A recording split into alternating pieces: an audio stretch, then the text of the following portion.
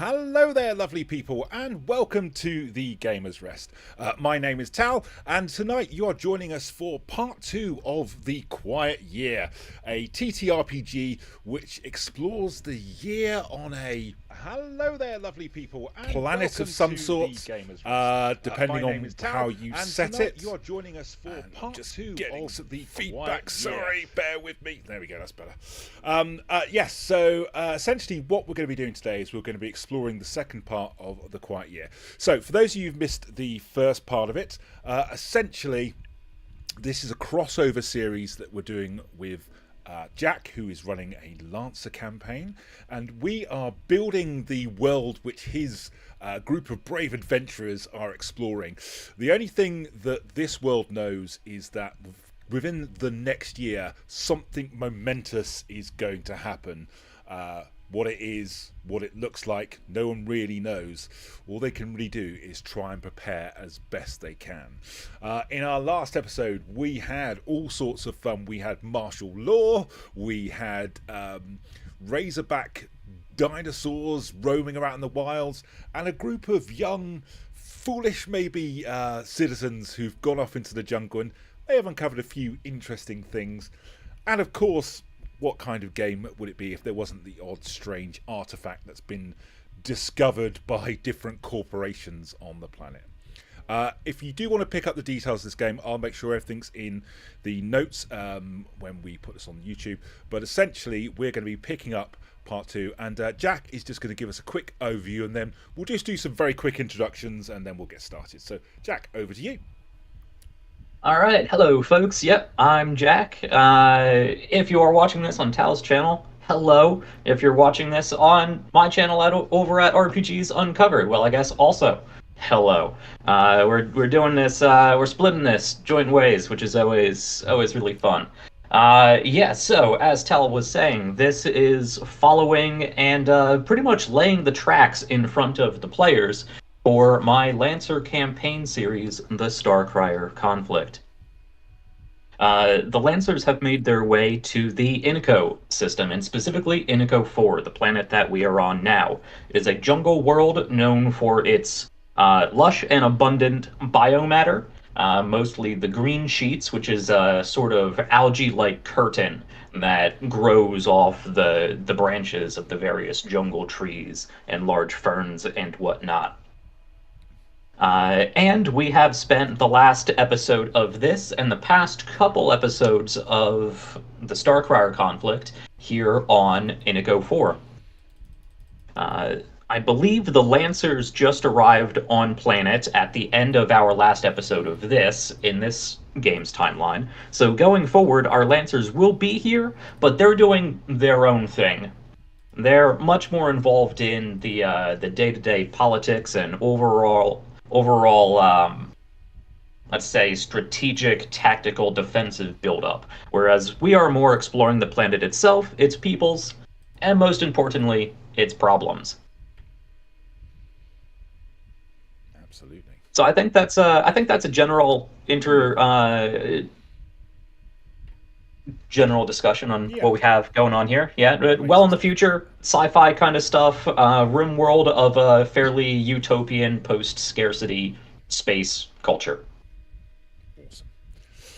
Okay, well, we're just going to around and just introduce ourselves very quickly. So I'm Tal, I run the Gamer's Rest, and I play games badly. Jack, for those who yes, don't know, hello. I kind of already introduced myself. Jack, over at RPGs Uncovered. Zach. Hey everybody, I'm Zach of Schedule for Launch and the Twitch channel Astroceratops. Right now I'm just here for a good time and to introduce some problems for Jack to play with or not play with as much as he can. And yeah, you can catch me on, I've been on Twitch a little bit more frequently actually lately, so you want to catch me playing some games there. I think what I'm running through right now is The Force Unleashed, because it's been like 12 years since I've checked that one out, and I miss good Star Wars content. And of course, last but by no means least, the Eye. I am the Eye. I am here to add darkness to Jack's games, because that's my entire purpose of being in anywhere, is to make horribleness and eldritch horror wherever I go, because that's the only thing I know. Yeah, I am found here on the Gamers Rest / Tal's channel / Jack's channel when he wants me, and anyone else who wishes to summon me as needed. Awesome. Right, okay, let's get started then. So, last time we left off, and the last thing that happened was that a certain individual out in the wilds had decided, having come across a ancient and still working lancer, had decided that they were going to start training in how to use it. And so not only a Lancer mech, but a Lancer mech with a built-in Yes. NHP, a non-human person paracausal eldritch math entity. Math god. Yeah. Yep, Celeste and Ipos. Absolutely, yeah. And I love them already. I don't know anything about them, but I love them. And if I'm not mistaken, it is in fact the Eye's turn to get us started. So, do you want to draw a card? So we're currently in Spring still at the moment. So do you want to draw a card from the Spring deck for us and tell us what it says, please? It'll let me. Come on. Why isn't it letting me pull a card? You just drag it. I'm trying to. It's not working. Tal, if it's not working, you can deal it to him. Yes. Okay. Spring. Deal. One card. Cast at least one player. Yeah. Okay. The Eye. There we go. Deal. A system we're still getting used to, and missing a week didn't help us. Very different. Okay. Try and it might be the last with one. No cards. Oh, is the deck done? I don't know. That's a really good question. Maybe is that why it's not? That's winter. That's winter. So it might That's be. incorrect. We might actually be done. Did we finish it? Okay. Spring. Yeah. It won't let me drop and drag. So, I think. All right. There is a way to investigate, but I can't remember what it is, and I don't want to fuck it up again. Well, I mean, it's not letting me deal. It says there are no cards left, so if there's no cards left, then there's no cards left. Yeah. Well, we'll say so. On Officially, summer. Spring has ended. The barley fields are now lush and ripe, and all those spring things which you can imagine, which make no sense on this planet as everything's being printed, but. Printing barley. They just print barley. Yeah, exactly. That's it. That's all they print. But we are going to move into summer. So, the Eye, do you want to draw one from the summer deck? Indeed. I got the 8 of diamonds. Okay, and tell us what it says. Someone tries to take control of the community by force. Do they succeed? Why do they do this? Or a headstrong community member decides to put one of their ideas in motion to start a foolish project. Your choice. Which of those two fantastic options would you like to explore? How by force, like, how do we define force? Does it have to be through, like, military fighting, or can it be, like, forceful... Force of personality? Hostile takeover. Right, so, like, what companies, if it's, like, through blackmail or something? Yeah. Well, I don't have a problem with that at all. Because I got to work on my cult a little bit. Well, again, Yes. I am going to request that we keep further cult development to a minimum, because it is For now. Yeah, for now at least, because it is significant to the story going forward. Yeah, absolutely. Can someone has there been any development on the group that left in terms of, like, the leadership? I think Celeste is the leader, and Ipos is her second in command. Yes. As a face, it's probably Ipos is in command and Celeste is the second in command, but not really is the answer. I'm going to say Celeste tries to take out Ipos. Okay. Well, Ipos is the NHP. Ipos is the Lancer. Yeah, Ipos is the Lancer that's teaching her to pilot him. Gotcha. Damn it. Who tries to take over who? You can make somebody up, too. Yeah, or you could always, if you prefer the other one, you could always start a foolish project. There's a lot of foolish projects that can be started really in this scenario. Mm-hmm.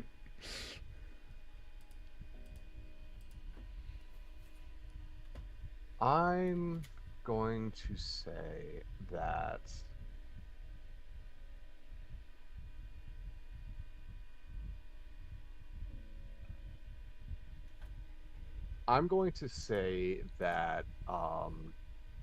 the head of the military, what's her name again? Well, there's the Hawkwood Company. It's not the military. Inico 4 doesn't really have a military. They have a police force. They have the Jungle Defense Force. Yeah, but I'm talking about the woman who came in with. Yes. Yeah. Fleet Captain Tiana Boboros. Okay.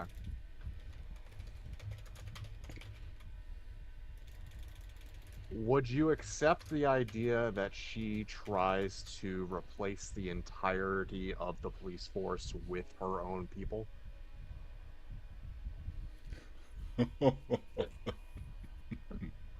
Well, she doesn't have enough people for that. She came with an adjutant and maybe a dozen soldiers on a transport. Her defense fleet is still en route. So this is part of the recruiting effort that we've already discussed. It could take over the leadership then, right? Yeah, I know last week we already did sort of develop that they have a plan. They've set up checkpoints and inspections and whatnot, sort of working alongside the local police force, but with their own sort of locally recruited enforcers is kind of the wrong word, but also not. Goons. I would say that maybe she tries to put her soldiers at the head of the local police. Like, tries to usurp absolute control over the police force.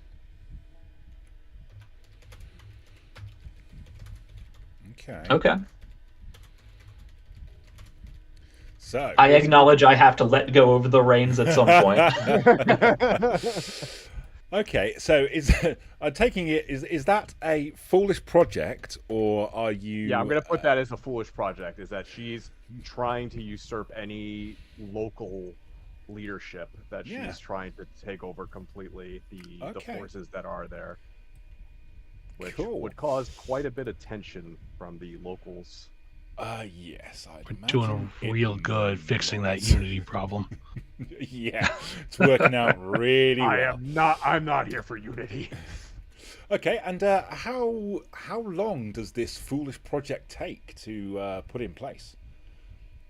I would say that she tries to force it very quickly, so there's not the ability for the like a stiff resistance. Like they just go in. Okay, you're gone. This person is now in charge. This soldier that I have.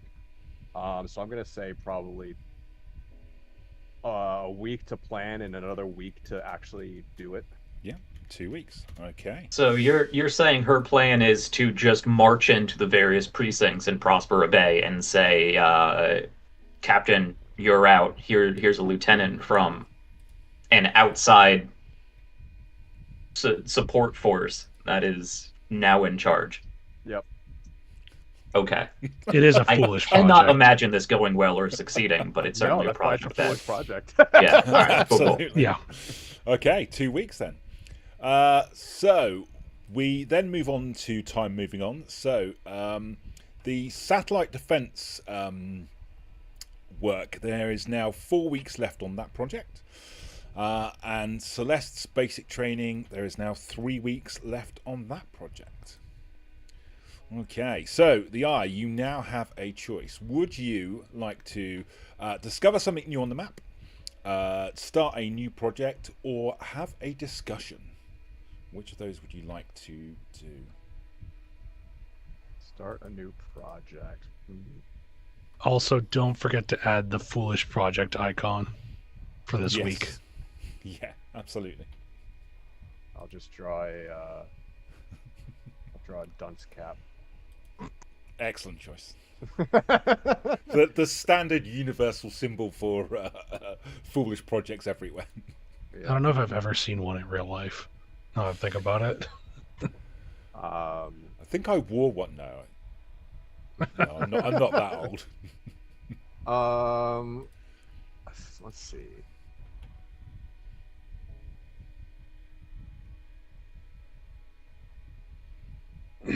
What about starting a project to turn one of the like, I'm supposing there are different like levels of printers right now, right, Jack? Yeah, like different grades. Yeah. Mm-hmm. Like turning some of the more agricultural printers into more militaristic printers to print out more weapons. Okay. So like an upgrade almost, a kind of like taking resources from the planet for military purposes. Yeah. It's like conscription, but there's conscripting your printer. Yeah. Well, it's the conversion of food printers into military hardware printers. Right. So it's gonna put a dip in our food resources. If this was an RTS, we'd take a dip in food for an increase in weapons or whatever resource we're that's tracking. The fun thing, because we can change our abundance to a scarcity if we want to. We can. Because we're neutral on food. So down the road, that is an option we can take if it narratively makes sense. And I would say that would probably take a month. Okay. 4 weeks. Cool. Excellent. Okay, so printer conscription for arms. Definitely not something that will happen in the real world in future years. Don't make me sad. Sorry. I'm just pulling the analogies out now. No, it's fair. So that then takes us to the back of the start of the round, and it is Jack, it's you. So do you want to pull a card for us, please? All right. Just making notes of increased nonsense. How we're messing up your game. Okay, where are we? We are in summer. I need to deal myself a card. Let's see if this works. And then I go over here, and what do I do? Click, drag. That pops it up. I need to drag it out. There we go. 9. Okay. Ooh. So tell us what the options are. Hold this up. Yeah. There we go. All right. Either a project fails, which one and why? Which could it be? Or something goes foul and supplies are ruined. Add a new scarcity. I think both of these are immediately relevant. Yeah. Great choice. Great choice.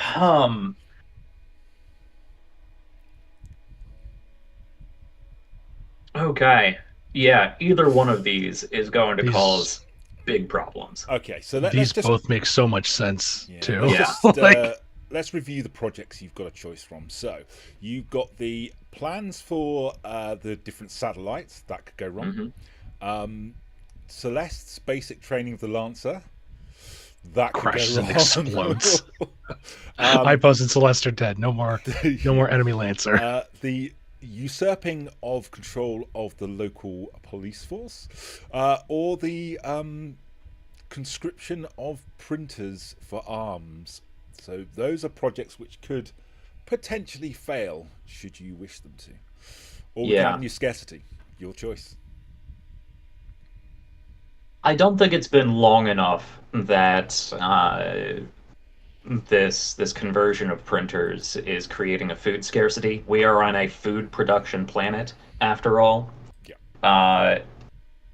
It feels a little mean-spirited, but I think it makes the most sense that the almost immediately implemented project of Hawkwood trying to usurp government police forces is going to fail. Yeah. Because the entirety of the council, and probably a good chunk of the public, are going to just nope the hell out of that. And she does not have the military forces on site to be able to fight back. So how do you think that showed itself? What did that look like, that kind of pushback? Honestly, they get caught. Honestly, I think it was a very U.S. January 6th sort of issue, because she did have a plan to very quickly and concurrently send out, a whole bunch of individuals to individual precincts and just basically commandeer.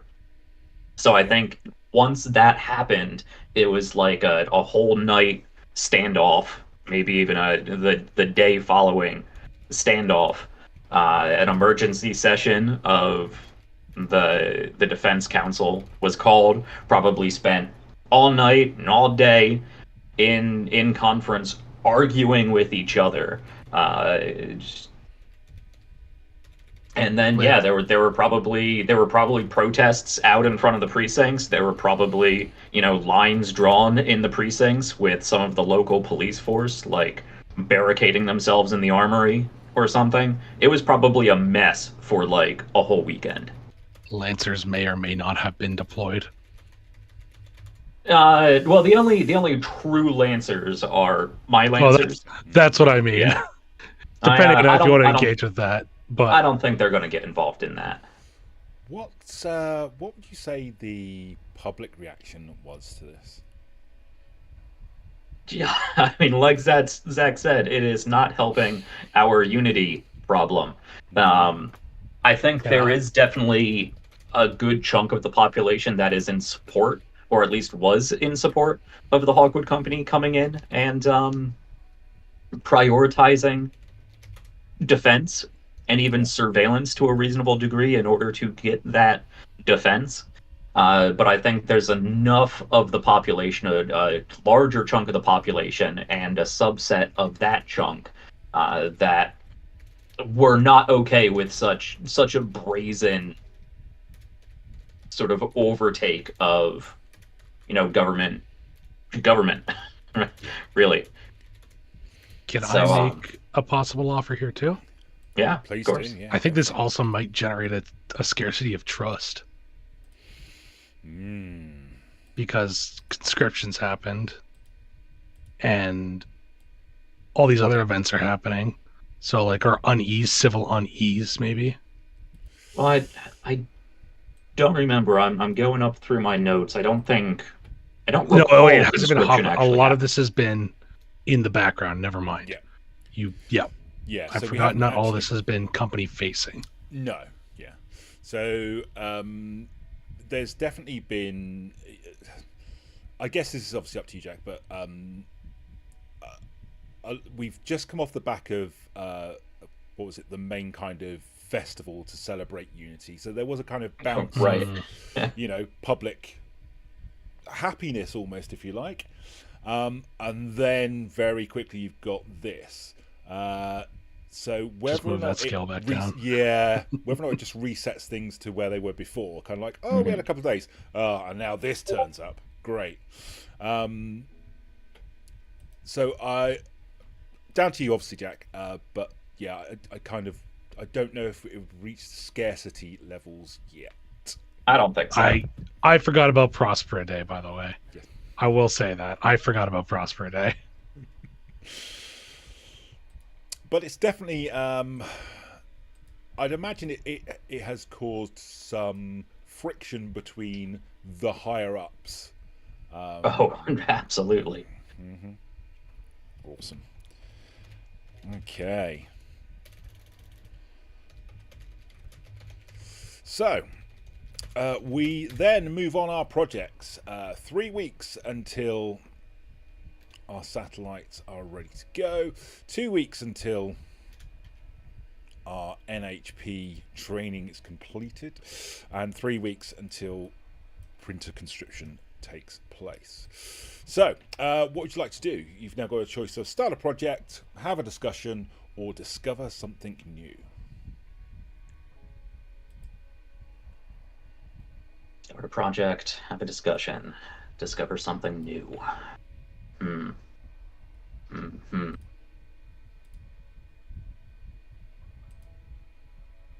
Well, I'm going to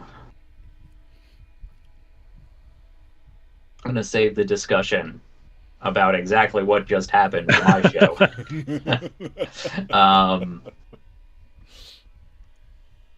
Let's see. I don't have any projects at the moment. So is there anything I want to discover? Is there anything we want to discover here on Inico 4? Could also start fleshing out the artifacts as well. Could be a long-term project, but we have 2, right? We have 2. They are linked, and you gave me 2 weeks between when you introduced them, so I already know what they are. Yeah. Gotcha. I mean, whatever you discover, it doesn't have to be fleshed out now.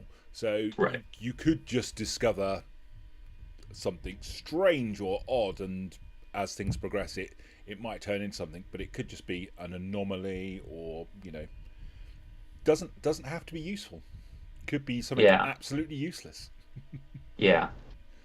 I also know of events going on, in the general solar system, but I think we're focused a lot more inward on the planet, and specifically Prosper Bay.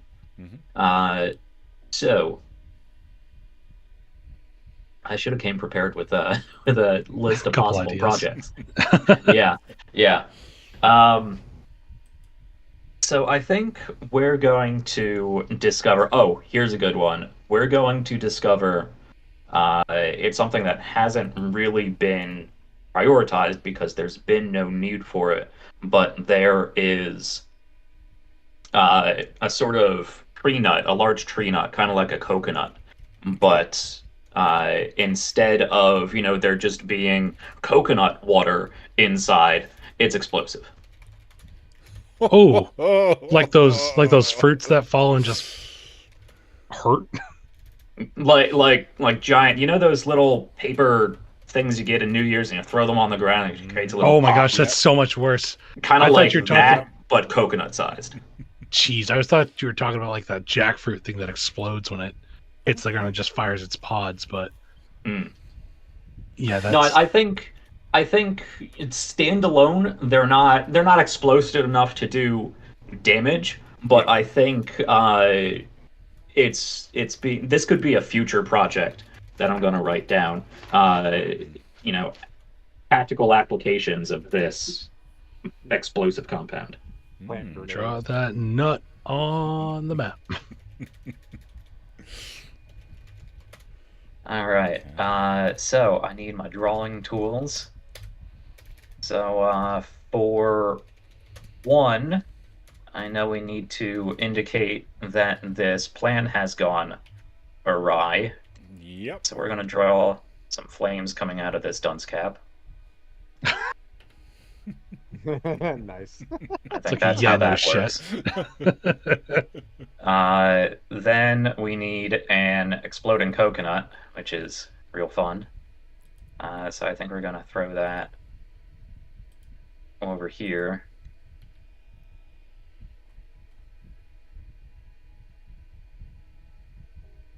And let's give that some explodey lines.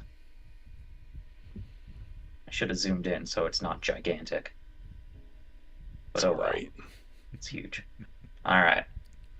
That is what that monstrosity is. An exploding coconut. Love it. Okay.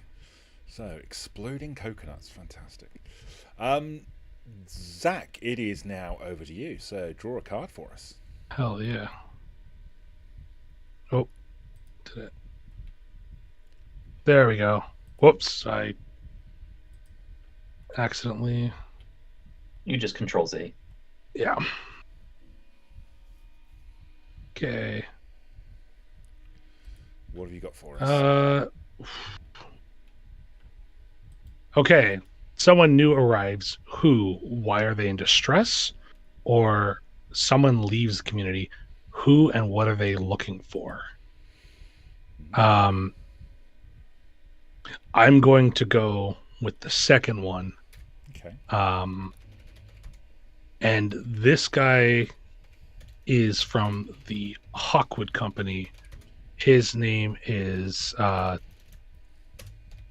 Braxton Yates. And Yates is going to the commune. And they are going as somebody who is leaving Prospera Bay to join the commune. Because I believe it was Hawkwood discovered a road to them. Yep. Yep. He is the first eye on that to monitor, so he is there as a spy. Sweet. Okay. So we're gonna draw. What we have here is yeah. Cool. Free. And I'm curious, do they just try and blend in as I'm just a regular citizen, or do they try and ingratiate themselves by saying, "Oh, I'm a turncoat from Hawkwood that's seen the light," for want of a better expression? I think he comes in and says he was a cop in Prospera Bay. Okay. And he brings supplies that that Hawkwood assumes that they would need by now, some food and probably ammunition. So what we're gonna do is where's no eraser? That's fine. Nothing. So what we're gonna do is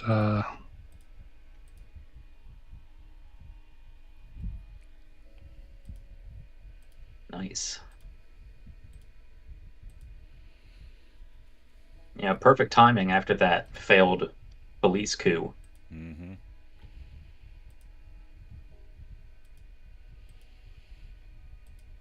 Keep an eye on you. So we got a little turncloak here, little spy. You know what? Here, we'll get a little bit more classic. Some spy versus spy shit. Lovely, yeah. All right, yeah. So I have no idea what that's supposed to be. oh, you ever seen Spy versus Spy? Old cartoon. One of the greatest games created. Yep. Way back in the day, but then old slapstick. Yeah. Two rats trying to kill each other. Basically, they're both hitmen hired to kill each other. Great game. It's really good. Great game. Okay, so let's move our projects. We'll pull this down to say that it's like a little coat. So 2 weeks left on the satellites, 1 week left on the training, and the police force failed, and 2 weeks left on our arms conscription. So, Zach, what do you want to do now? This one's real easy. 6 weeks, Yates reports back. Oh, okay. Yep. Nice.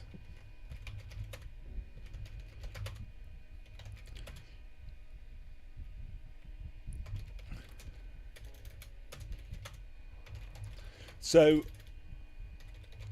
am I right in thinking that this suggests that he's stockpiling information to then take back rather than giving them regular updates? Yeah. Okay. Yeah, I'm assuming because this probably was planned before the coup. Yeah. But he's like, at this point he makes, like, this is the week where he makes it there, and his plan is to get ingrained in the community. Whether he succeeds, we'll find out. But he wants to like get as much information as he can and report back. Awesome. I feel like he's like a fairly dependable person too. Like he's not like a newbie. He's not fresh in the water. Yeah. Okay. Brilliant. Love that. Right. So that takes us back to the eye. Draw a card for us, please. Yes, sir. The 6. Okay. Outsiders arrive in the area. Why are they a threat and how are they vulnerable? The Starcriers come.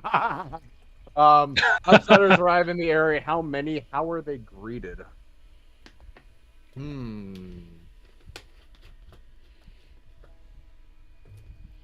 Guess we'll have to think about some other towns that are close to us, eh?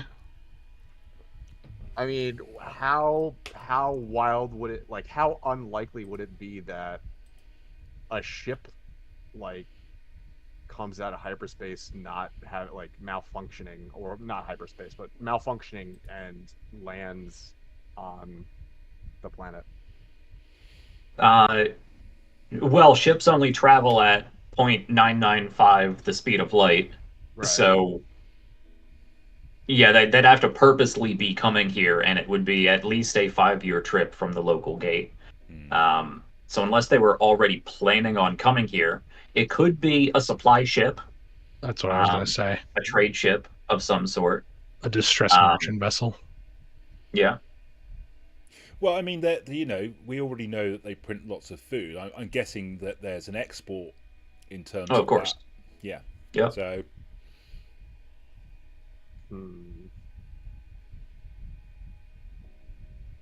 Or it could be something more sinister. Could be people who are planning to come anyways, and they're just like, fuck, we forgot about them. Like, we got totally swamped in all this. Visiting dignitaries. just really bad timing. I don't think there's a lot of call for visiting dignitaries on Indigo 4, but there is a section of the deuterium mining and refining complex up around the gas giant. Part of that is run by non-violent convicts, if that helps at all. Ooh. Convicts landing in distress. So it'd either be that, or I wonder if Jack will let me activate one of my previous things with this. The monster shows up. Yeah, the cicadas. Oh, the big bug things that nobody's ever seen. Yep. That would be an outsider. Yeah. Yeah. I mean, it could also just be, a swarm of razor hides or some other such creature. It could be these cicada things. Obviously, they exist. We've seen their shells, but nobody's ever seen them. So it would be an interesting question whether we answer it or not as to why they've actually, we're actually seeing them, and moreover, they're attacking or whatever you choose to do with them. Yeah, I think I'm going to run with that. Okay. I think I'm going to say that it's hatching time. So this would be...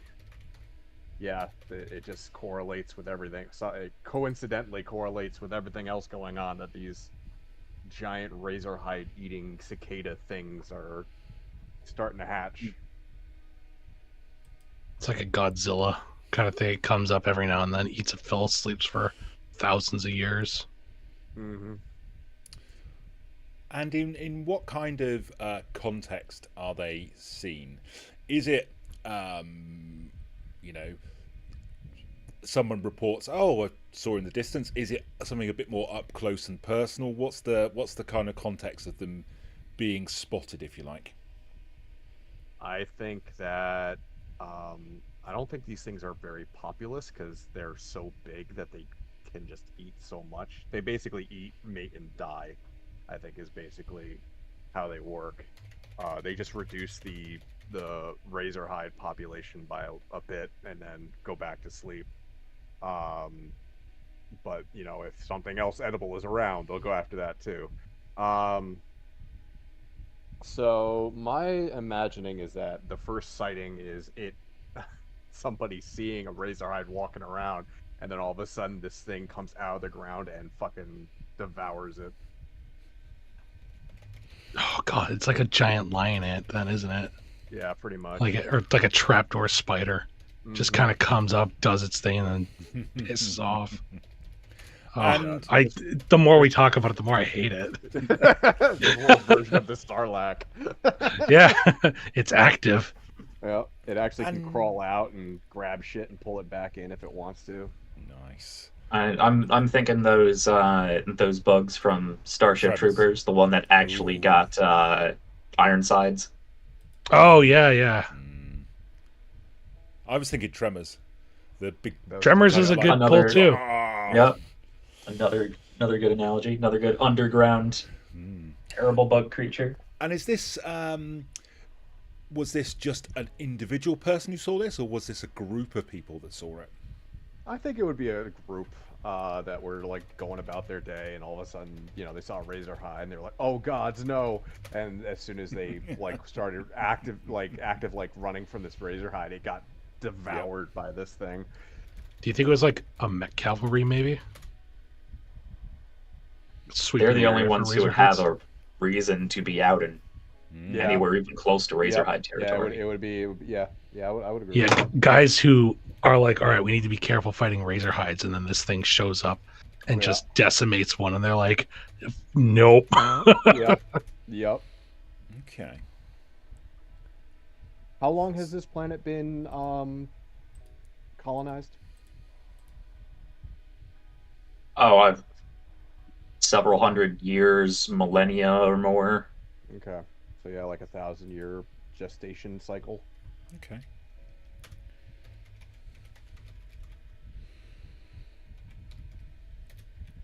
So these are. Sorry, go on, Jack. I was just going to say you don't always have to put an actual definitive time, or even a time that makes sense, because paracausal nonsense is a big part of Lancer as well. So it could have something. It could have nothing to do with linear time as we understand it. Yeah, they come out when they're ready to come out. Yep. And so this group, would you describe them as kind of trustworthy, sober kind of individuals, or maybe?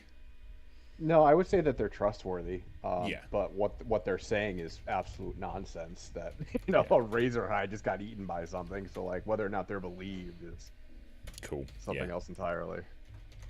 Excellent. Okay. Great stuff. Love that. That's going to give me nightmares. That works so well for this last episode. That's my job. That's okay, because I have an idea to add on to that if we get there. Brilliant. Yeah. Okay, so let's look at our projects. So draw a bug. Until we need a bug on the map. 1 more week until our satellites are ready to deploy. But the NHP basic training for Celeste is now complete. I can't remember who suggested that one. That was me. Excellent. So, Zach, talk us through the outcome of this intensive set of training that Celeste has gone through. So I think we see it from Yates's perspective first. The commune is doing shockingly well. And he doesn't know how this is happening, because in all seriousness, all these people should be dead. And what happens is an alarm bell rings, some sort of like fortifications around here, and people move from wherever they're living to the center of this little town, as a Razorhide starts climbing over the wall. Yeah. And this old Lancer unit, and since Jack came up with the idea for how it, like, what do you think this kind of Lancer looks like, Jack? Oh boy. Because my first thought was something akin to the more bioorganic looking ones, but if it's old, just like so, it's weird. The SSC weeb shit you're talking Yeah. about. I'm thinking this is actually. It would be an easy shoe-in for a Horus mech that just sort of popped into existence because it's Horus nonsense. That's Horus is kind of where I was leaning with it too. Yeah. I think it is a weird Horus design. Yeah, I don't know if this is one that they produce anymore, but it's alien is the only word to say it. And it comes out and almost kind of like it was like hanging in the jungle. This thing swings down. It's got like limbs where there shouldn't be, but it also feels like it's like very grounded, and it just reaches in and almost like it opens its almost like jaw like protrusion and just blasts through the Razorhide. And as Yates is stunned and shocked, it's almost like the skin around the spine of it peels back, and Celeste stands up, clearly talking to something. And I think this is like, IPOS is like, all right, we've got the basics down. Like, let's start working on some advanced techniques. Okay. So, at this point, you would say she's proficient in its use? She can fight in it, and she can move it, but she's not synchronized with it, because part of that will be learning more about the machine and then figuring out what's the best way for her and IPOS to control it together. Mm-hmm. So I know previously we posited the question if it is Celeste training to learn how to use IPOS, or if it is IPOS training Celeste to be a good pilot. And what, if anything, the distinction is. Exactly. Right now I'm still throwing it from Yates' perspective, that way we can do it. Gotcha. From what Yates can see, this person is at least able to pilot a Lancer well enough to fight a Razorback on her own. Yeah. Mm-hmm. With apparent ease by the sounds of it. Yeah, but I think he also recognizes that it's like, this is not like a normal loadout. This is like a higher loadout for it. And whether she can access more, that might be more training. I would say a small pack of Razorhides as well, because they're kind of Velociraptor like that. Yeah. Pairs or squad. Yeah. The cinematics, that'd be amazing. Just barreling. I can see it. Yeah. It's like an Ava fighting dinosaurs, basically. Oh, love that. Yeah. So, I think he's shocked, and he's like, this is so much worse than I thought it would be. Yeah, because all the initial intelligence, I guess, was that this was just a group of individuals who were, I guess, more I'm trying to think of the right word, idealistic, eccentric, rather than grounded in any kind of threat. Yeah, they've jumped up from being some weird people to genuinely dangerous. Excellent. That's very cool. And they don't know whose side they're on yet. Okay. And then we've got 1 week left until our printers are up and running. And 5 weeks on Yates Pawn back. So that brings us on to your choice then, Zach. What would you like to do? Was it? Did I draw a card? Yes. It's a hot minute. Yes, I did. Yeah. I'm gonna discover something, and it's gonna be related to those bugs. Ooh. For some reason, they jam recording equipment. They're very difficult to study. Actually, hang on. I just realised it's actually the eye, isn't it? Because it is. Yeah. That's what I was gonna say, because he just did the bug guys. stuff. Yes. No, you're right. Hold on to that though. Completely. That's the addition. Yeah. There we go. Right, the eye. What would you like to do? I'm drawing a card.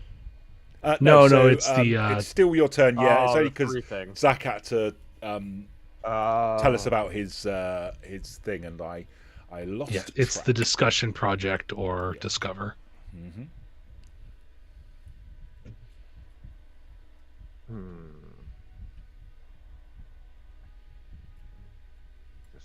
Project.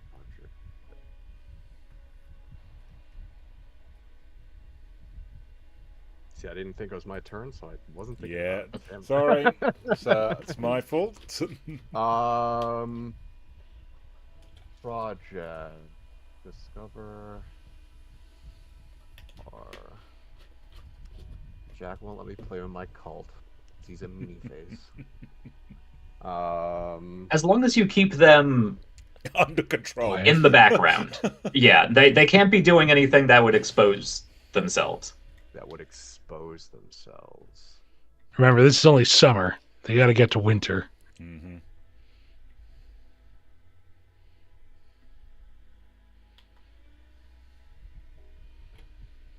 What if a project I have for them takes until winter? That'd be a huge project with a lot of payoff. Mm-hmm. Yeah, I mean, that would be, you'd be talking months. Yep. Okay. Let's hear it. Let's hear this project idea. The project idea is getting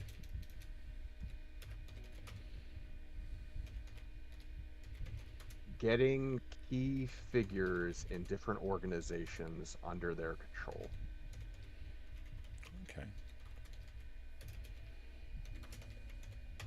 Either through blackmail or by promotions of their own people within those organizations. Okay. So what we say, that's 4 months? We can say 4 months, absolutely. So what's that, 16 weeks by my reckoning? Mm-hmm. Yeah. So, Jack, does that fit with yourself? Is that going to cause you any issues? I think I can work with that.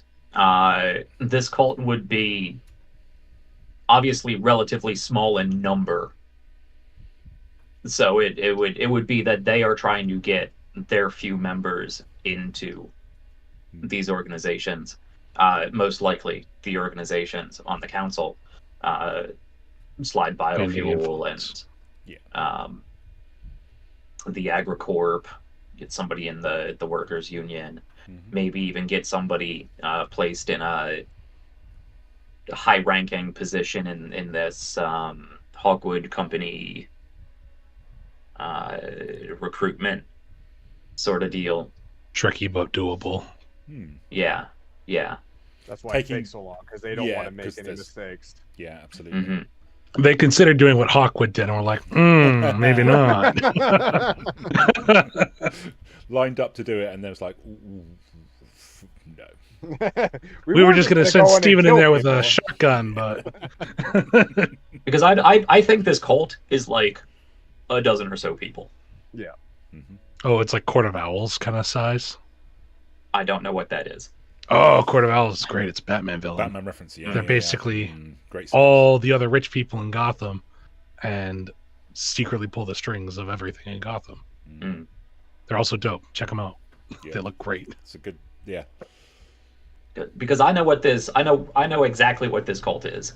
I don't want to say. No, absolutely. No, it's fair. But Yeah. it You're would the be Gene Stealer version for the Starcriers. But it would be useful if they had people in positions of not necessarily authority, but certainly where they could learn what's authority going on. Adjacent. And maybe, influence people's decisions in certain ways. Mm-hmm. Subtle is the word we're going for. Or placed in areas of importance, as well as people of importance. Power grids, water supplies. The starport. Love that. Yep. Great stuff. Okay, so back to the top. Jack, it's you. Do you want to pull a card for us then, please? I am writing this note real quick. No, go for it.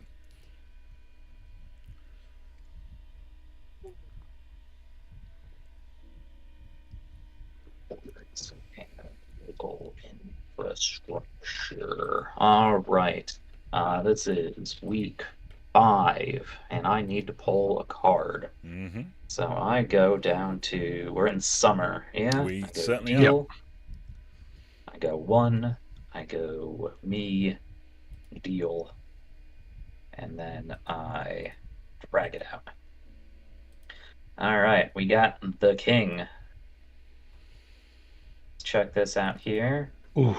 Zoom this in. Go for it. Summer is fleeting. Discard the top 2 cards off the top of this deck and take 2 actions this week. So draw 2, delete them, and then take 2 actions. Yeah. I think actions are specifically the projects and the discussions, like that kind of stuff. Mm-hmm. So one of those projects is, I think it's going to be Slide Biofuel, actually. Well, should we should discard the cards first. Discard the cards, and then we'll move the time on for everything else, because that might influence which projects you decide to do. Gotcha. So, so let's remove those 2 cards. Do you have that? Because we're all GMs here, we can all do it. So let's not all do it. That's why I touched it. Zach, do you want to remove the cards for me then, please? Yeah, sure. Thank you very much. Okay, let's see. I don't want to touch anything because all my cameras are right and working, and if I change screens, it'll all go I'm just going to deal 2 to myself, and they are gone. Excellent. Okay. So, do we want to hear which ones we lost? Yes, absolutely. Introduce a mystery at the edge of the map, or an unattended situation becomes problematic and scary. What is it? How does it go awry? Okay. And you discover a cache, supplies, or resources. Add a new abundance, or a scarcity has gone unaddressed for too long. Start a project that will alleviate the scarcity. So we have lost both of our Save Me cards for summer, which means that these 2 cards are the best for fixing bad situations. Oh, I love it. Right, cards to lose. Let's go through all our projects then, because we've got a few that are going to finish up now. So first of all, and this is the big one for you, Jack, the satellite project is now complete. What happens? Okay. So this was the actual production of the satellites. So they're complete. They're produced. They are properly programmed. Our Lancers decided with input from the council that they were going to go with surveillance satellites. as opposed to defense satellites or jamming technology, which was a very interesting discussion. Yeah. So they decided to go with surveillance satellites. And we might be doing a little temporal wibbly-wobbliness in the upcoming episodes and having a discussion of what sort of functionality they might have. But we can definitely get those deployed. So this was the actual production of them. Yes.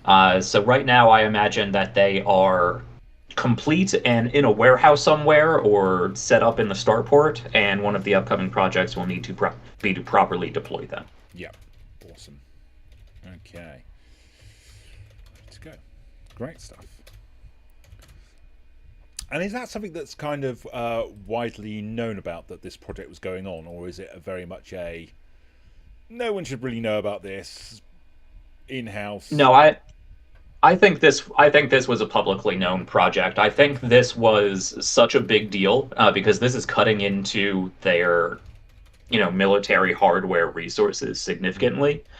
Because it's not just a planetary defense net; it's surveillance satellites spread all across the system. So it's eating a huge chunk of their non-organic supplies. So it kind of has that World War I, World War II, let's make it happen sort of deal, where they've been converting factories to produce these things at a larger rate, converting printers yet again away from food resources and into military production. So I think it was definitely a large public project employing a lot of people. And do you want to create a scarcity because of that? Ooh. I think there is now a scarcity of food commodities. So, like, the staples are still covered, but... You're not getting any Wagyu here. Yeah, and I think those would actually be shipped in, really, and wouldn't be printed. Because, I mean, this is a food production planet. Things are going to have to go very, very, very wrong to have a scarcity of food. So what else could we do? I think there is...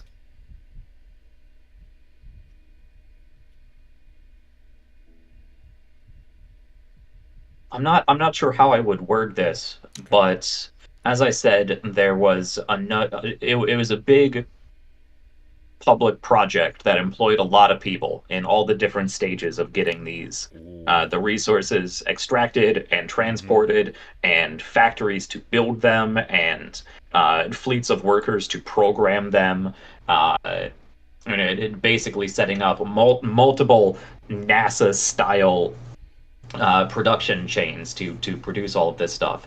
So I think there was a lot of people who were employed who are now no longer employed.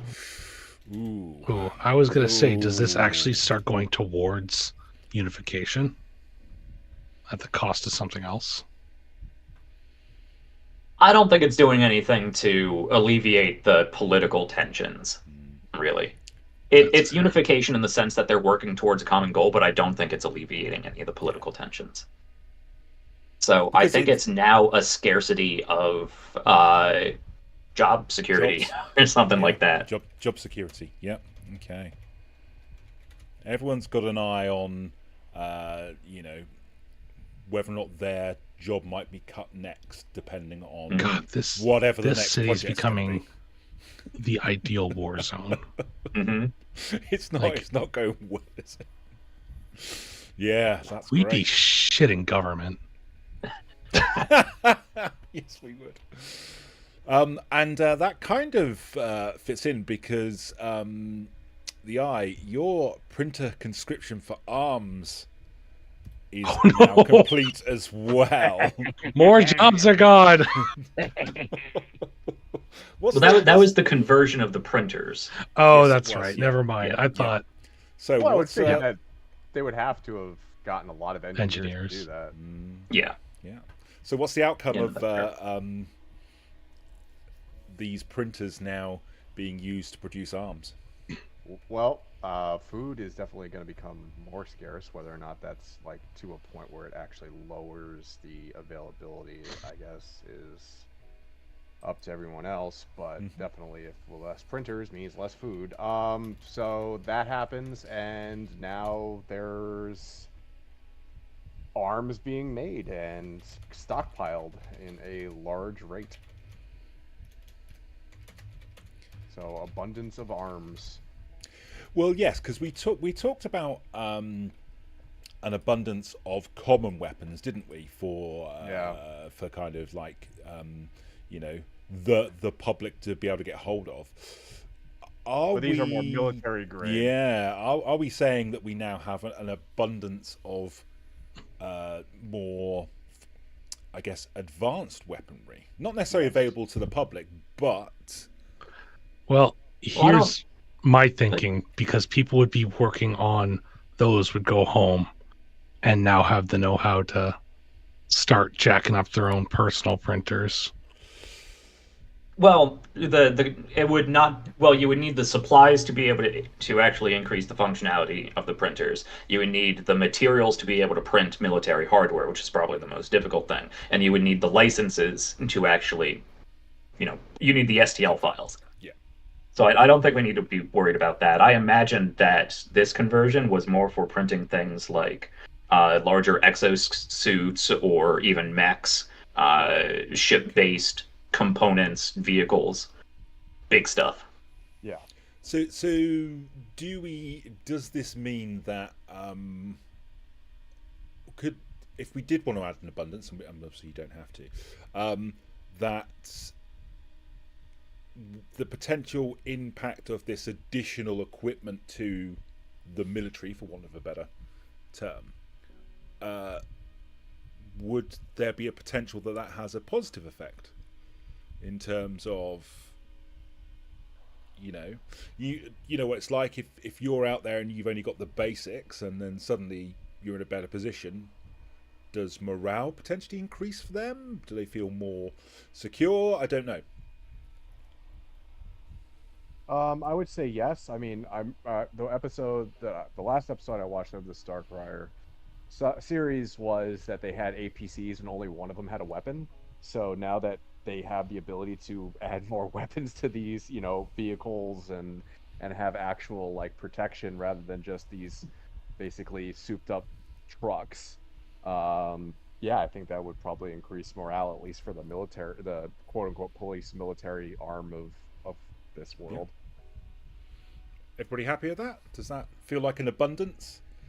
Or do we just want to make that as a note to say that there's a general increase?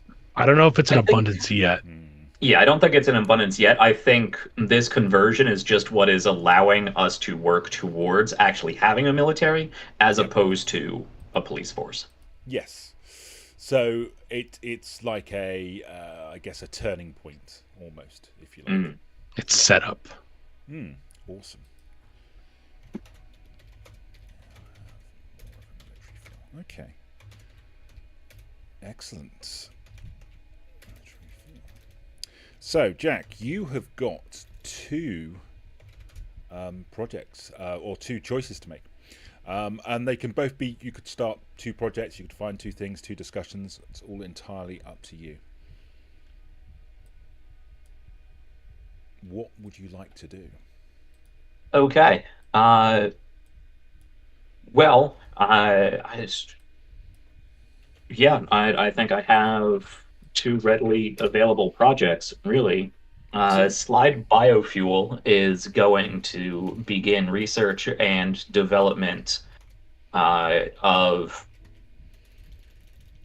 some sort of weaponization for this exploding coconut.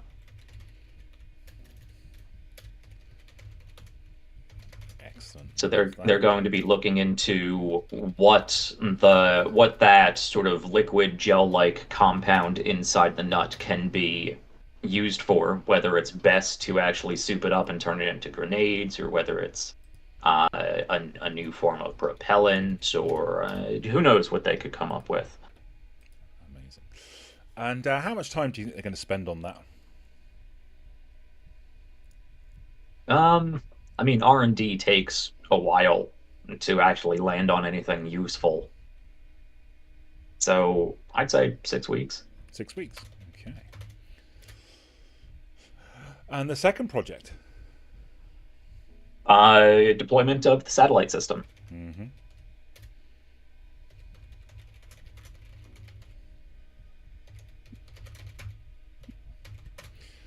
Okay. So, how long does that look like?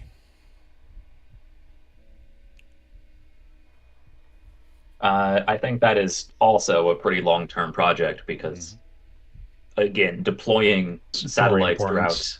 Yeah, it's not only story importance, but it's also deploying a satellite system throughout the entire solar system, basically. And they don't have many ships. I don't think it'll take that long. You just put a bunch of these coconuts underneath these satellites. Yeah. Just mash the satellite onto the coconut and watch it go. Yeah, there you go. Yeah, where are we? We are in summer, so I think it takes until the end of summer, just about. So I'm gonna put 8 weeks on that. Weeks. Great stuff. Okay, fantastic. Right. And I think that opens up a good potential.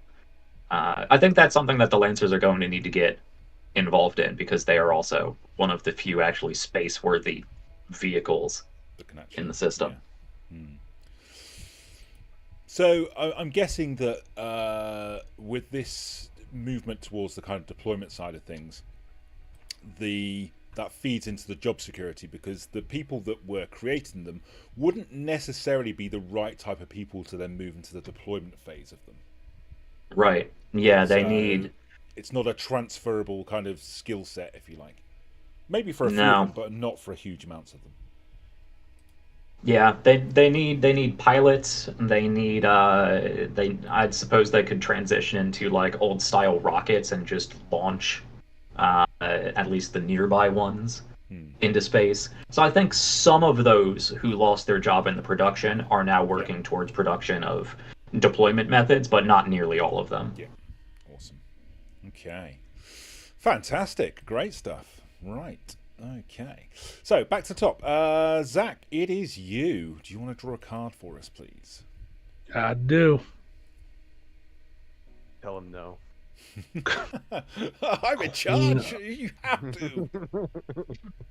Queen of Summer. A project finishes early. Why? Ooh. I'm so lucky you didn't let me draw that one. What are our current projects? Okay, so we have 4 current projects. You've got Yates reporting back his findings. You've got your cults getting people into specific positions. And then you've got Jack's 2 new ones. So you've got the research development for the coconut juice and the deployment of the satellite system. I think Yates is coming back early.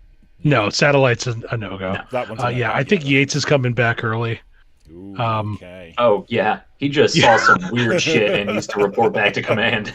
Yeah, this is like, they're like, Yates, you've only been gone for 3 weeks. Why are you back? And he's like, break cover. There's another Lancer here.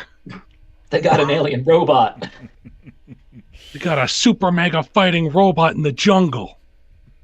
Rock'em sock'em robots. Oh, exactly. Okay. So, yeah, talk us through the outcome. Yeah, Yates comes back with plans on like going back to continue watching, but he has slipped away for now, which I feel like in this commune, people probably are allowed to kind of come and go in and out as they please, just based on how it started. They probably require like actual trade to other nearby communities. Yeah.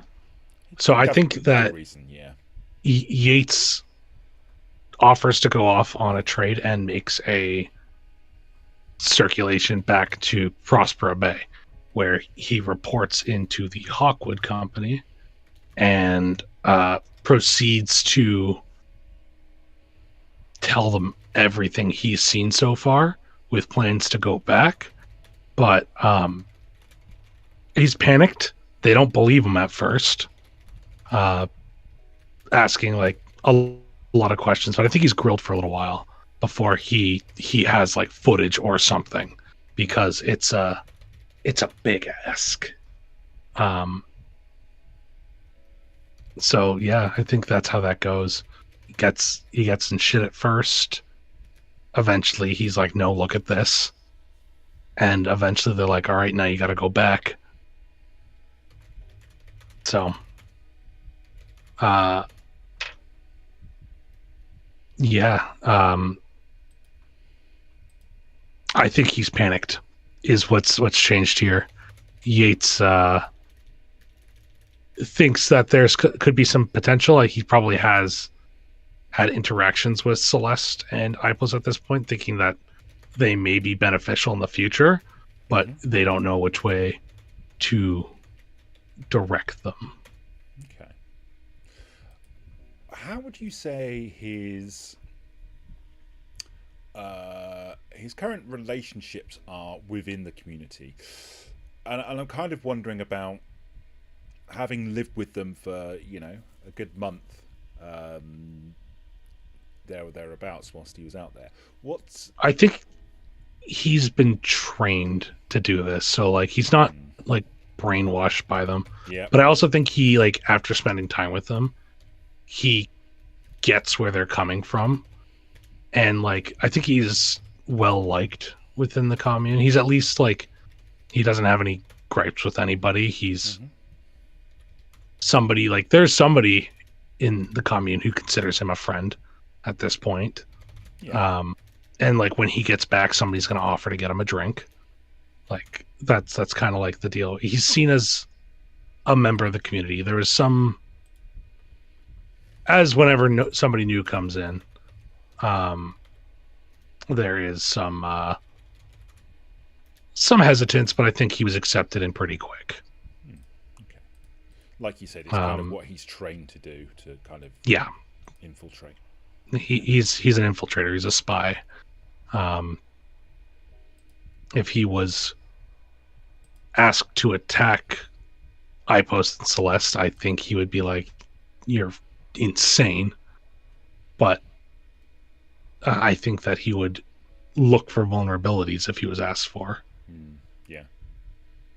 Okay. Cool.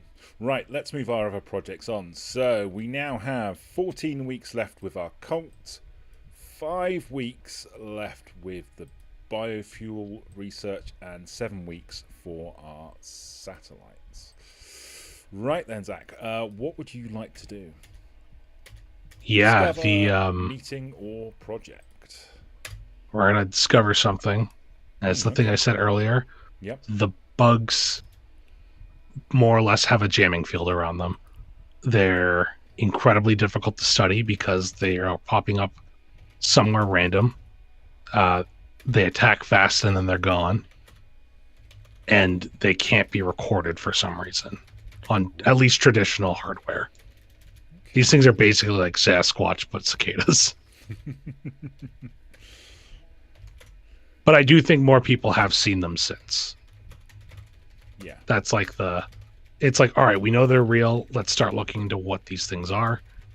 Are they paracausal or are they natural? Giant La Sombra bugs. Yeah, basically. Okay. Awesome. Great stuff. Okay. That's some wiggly waves around this bug. This bug is going to have, like, everything on him. It's going to have waves and super bug lines and... Love it. Okay, fantastic. And that feels like a really good place for us to have our mid-break. As we've been going for about an hour and a half now. So let's take 10 minutes, everyone. We will then come back and go back to the eye and catch up from there. So thanks, everyone, for joining us so far, and we will see you in about 10 minutes.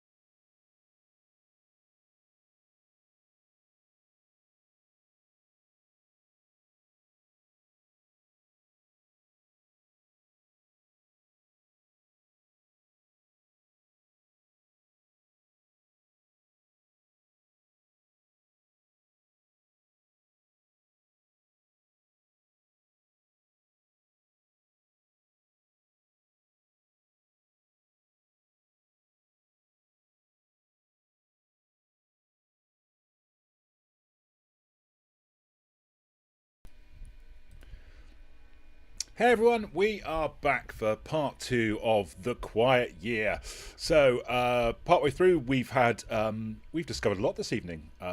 Giant, horrendous monsters that are going to creep up from the ground and suck you all in. Mechs fighting off razorbacks. And a cult that is working its way in the background, which the Eye is particularly excited about. And with that in mind, it is in fact the Eye's turn.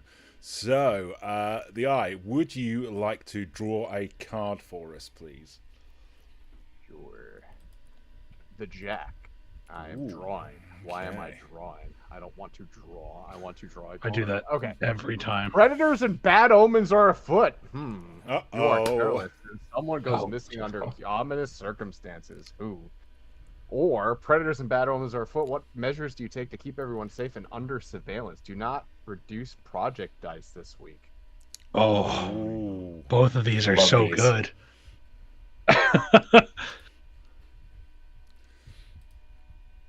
Your choice.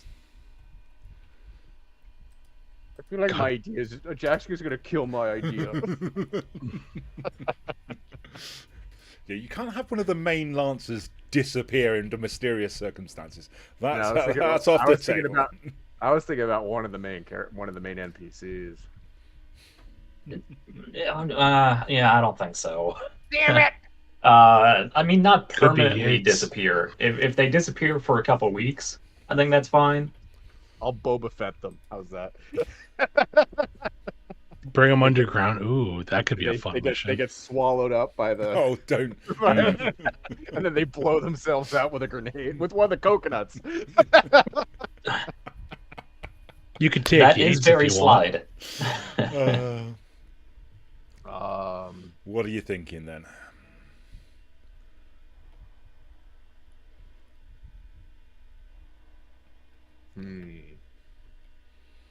Do I also have to? I should also describe what the bad omens are, right? Yeah, absolutely.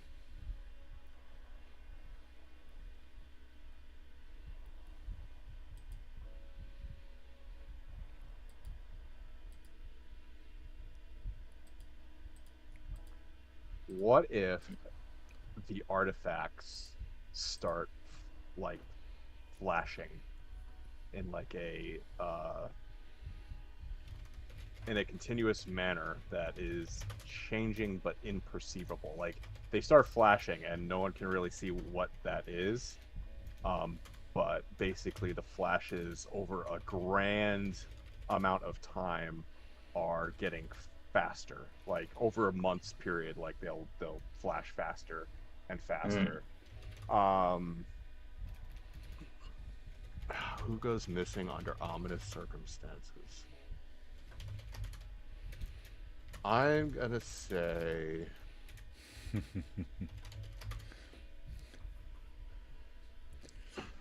I've got an idea, but you carry on. Throw your idea and I'll see if I like it. How's that? Well, now you see, what if Yates makes a mistake and disappears? I'll go with that. Because then you have reasons for both communities to go looking. Yep. That's a pretty good idea. The idea I was thinking of is like a city governor or something disappearing. That works really well. There's no governors that are like in the game right now, right? No, it's just the ruling council right now. So, and yeah, they can go missing. You just can't kill them off. Okay. That seems fair. Is there a name of the governor currently of the city that they are operating out of mostly that you have? Well, this is sort of a provisional council at the moment that is overseeing both Prospera Bay and the planet in general. The actual Union Planetary Administrator is Chexi Hagnus. Nice. So we'd rather Chexi or Yates? That's your call. Both are very good, though. I'm going to flip a dice. Flip a dice. Yeah, I'm gonna flip a coin. And if it's tails, it's Yates. If it's heads, it's the governor. Okay. It is heads. So the governor, right? Is that what I said? Yes. Yeah. Yes. The governor vanishes. Well, Union Administrative Liaison. Fine, whatever title you want to give them. All you mortal titles are useless anyway. Yeah. Okay. So, what does this look like? What does it look like? I'm gonna say that the planetary administrator it was last seen in their office, and the next day they just weren't seen again. Oof. Just gone. Just gone. I'll let Jack play with that as much as he wants. With everything else going on. Was there any? Was there anything to indicate that anything had actually happened? I'm gonna say that. What's an item that they would have not left without? Do they have like a badge of office, Jack? Probably, but really the item they wouldn't leave without is probably her trusty clipboard. Okay, the trusty, or even like a phone, or some phone device. I mean, in Lancer, everyone has like OmniNet jacks implanted in their head, like Shadowrun style. What about like a security card? Something which she'd have to be able to get to different parts of, like her get in and out. Yeah. I mean, perhaps physical access cards are kind of passe, not secure. Yeah, kind of anachronistic and not terribly secure. When again, things can be keyed to biometrics. Yeah. All right, but it's been a reoccurring theme that Chexy always shows up with one of those. It's not just like a Staples cardboard clipboard. It's like one of those big portfolio binder things that she's always carrying around and has like all of her official documents and stuff like that. Would we want to say that one of those documents is also missing? And they don't know which one it is? Well, they don't know which one it is. How do they know it's missing? Like maybe it's numbered pages. Numbered pages. Okay. It's all like page 48 just gone. Yep. How worried are people about this? I think they're very worried. This is a higher up member. Like, this is bad. I'm gonna draw a clipboard. The best I can. Okay. Not good awesome. So, am I right in saying the card said that the dice don't increase this time? No, I did the top one. Oh, fine. Okay. So, in that case, the cults, it's down to 13 weeks. Coconut juice is down to 4 weeks. And deployment of satellites is down to 6 weeks. Okay, so just the 3 projects ongoing at the moment. And what would you like to do now, the Eye? So, choice is yours. A project to start studying these cicadas. Excellent. And what they are and where they came from and how to kill them. And which group are doing this studying? Who's heading up this study? Took the question out of my mouth. Yeah, Jack, who do you think would be there's on that? Well, there's Why am I forgetting their name? There's Galactic Roots Agricorp. There is Slide Biofuel, which has already been doing a number of things already. And of course, there's the Hawkwood Company. I think the Hawkwood Company would be the most logical. Giant alien bug shows up and starts rampaging through places. The military defense force is going to want to figure that out. And Slide kind of has fingers in a lot of different pies right now, so it might be piling a little bit too much on Slide. So it would just come down to if you think the much more conservative and business insular Galactic Roots Agricorp could have any use for a giant potentially paracausal bug. No, I think it would be what is it, Hawk? The Hawkwood Company. Hawkwood, yeah. Okay. So I won't get you to answer this now, but something to think about. What are the kind of intentions of this study? So just something to think about for when the that's easy. Finishes. If it's Hawkwood, it's two things: A, how to kill them, and B, if there's a military way to turn them into something they can use. Giant bug cavalry. And how long are they? We tried with the Razorbacks and it didn't work. So, a study like that. So they would probably have to somehow catch a live one to actually study it. Yep. Which is going to take a lot of planning and a lot of logistics. That's a month at least. Mm-hmm. And apparently they don't show up on sensors, so they're going to have to invent new ways of... Yeah. Mm-hmm. Yep. Maybe they just don't... It would have to all be, handwritten. Yeah. Poor sketch artist out there drawing it as it's attacking the people. Listen, the last time I had to draw something from description, we got mythological creatures. Yeah.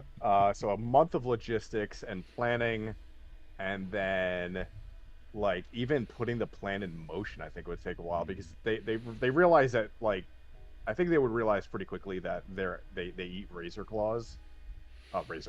Razor hides. Sorry, Bethesda. And basically I think the plan that they would try to hatch is following a few razor hides within a certain area and seeing if one hits, and then they have to move on it very quickly. This could be a Lancer mission. Exactly. Because quite frankly, the mech-based Jungle Defense Force has trouble dealing with the razor hides. Exactly, yeah. That's what I was They're not going to deal with these things. The Hawkwood Company fleet is still months and months away. The Lancers are probably the only ones, aside from actually recruiting and training a specialized task force for this, who would be able to do it. And that would take even longer, so they would have to go to the Lancers. Yep. Yeah. So I would say... Love that. 2 months at least. I would say 2 months. Let's say 2 months then. So 8 weeks. Yeah, don't make it too long so we can actually finish it. Yes. Perfect. Okay. Right. So back to the top then. Jack, it's your turn. Do you want to draw a card for us, please? My cast is going to love/despise you guys. No, I think they're going to love it. They're going to have fun with this. I plead the fact that I'm just the arbiter here. I have nothing to do with any choices that are made. All right, dealing another summer card to myself. Click on it, drag it out, and I blow it up so that people can read. There we go. All right. The 4. Either the eldest among you dies, what caused the death, or the eldest among you is very sick. Caring for them and searching for a cure requires the help of the entire community. Do not reduce project dice this week. The oldest is the... Oh, what's his name again? Michello Corrigan. Yeah. That would be pretty big. Again, killing off a major NPC, and it's only summer. Mm-hmm. And Chexy has just gone missing. That also, though, enables it to have some people thrown in. So yeah, character growth time. Yeah. Yeah, because one of your main characters goes missing, and then potentially another one falls quite seriously sick and dies from it. Coincidence? Yeah. It does say the eldest among you dies. It doesn't say of what. It doesn't say of natural causes. Nope. That's true. Yeah. Do I want to just off Corrigan? Do I want to commit to that? I think I'd rather commit to that than some sort of either unnecessary fetch quest sort of thing in the background. Go heal Corrigan. A mystery. Yeah. No. Corrigan dies. Yeah. Ooh. Boy. That's big. Week 8. Is he like a well-liked... Oh, I mean, he's the one who did, what's it called? Prosper a Day, so there's that, but... Oh, man. He's a unifier. A unifier just died. Yeah.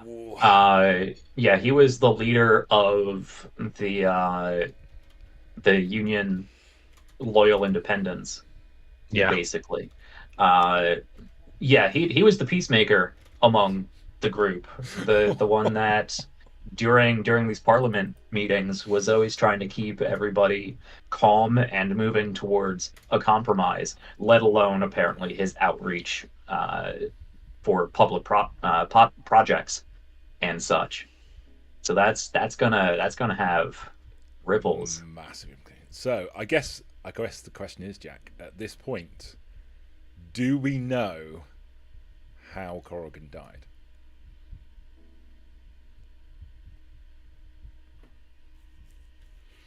Do we know how Corrigan died? Just old. I think I will make that my project for this round. That's what I was actually going to say. Did you? Yeah, brilliant. Okay. Well, I think for now it is of unknown causes, but once we move the projects, I will probably make it. Investigation. Fantastic. Yeah. Okay. So 12 weeks for our cult, 3 weeks for the coconut juice, 5 weeks for the sunlight system, and now 7 weeks for the cicada investigation. And now we start a new project, which is investigating suspicious death.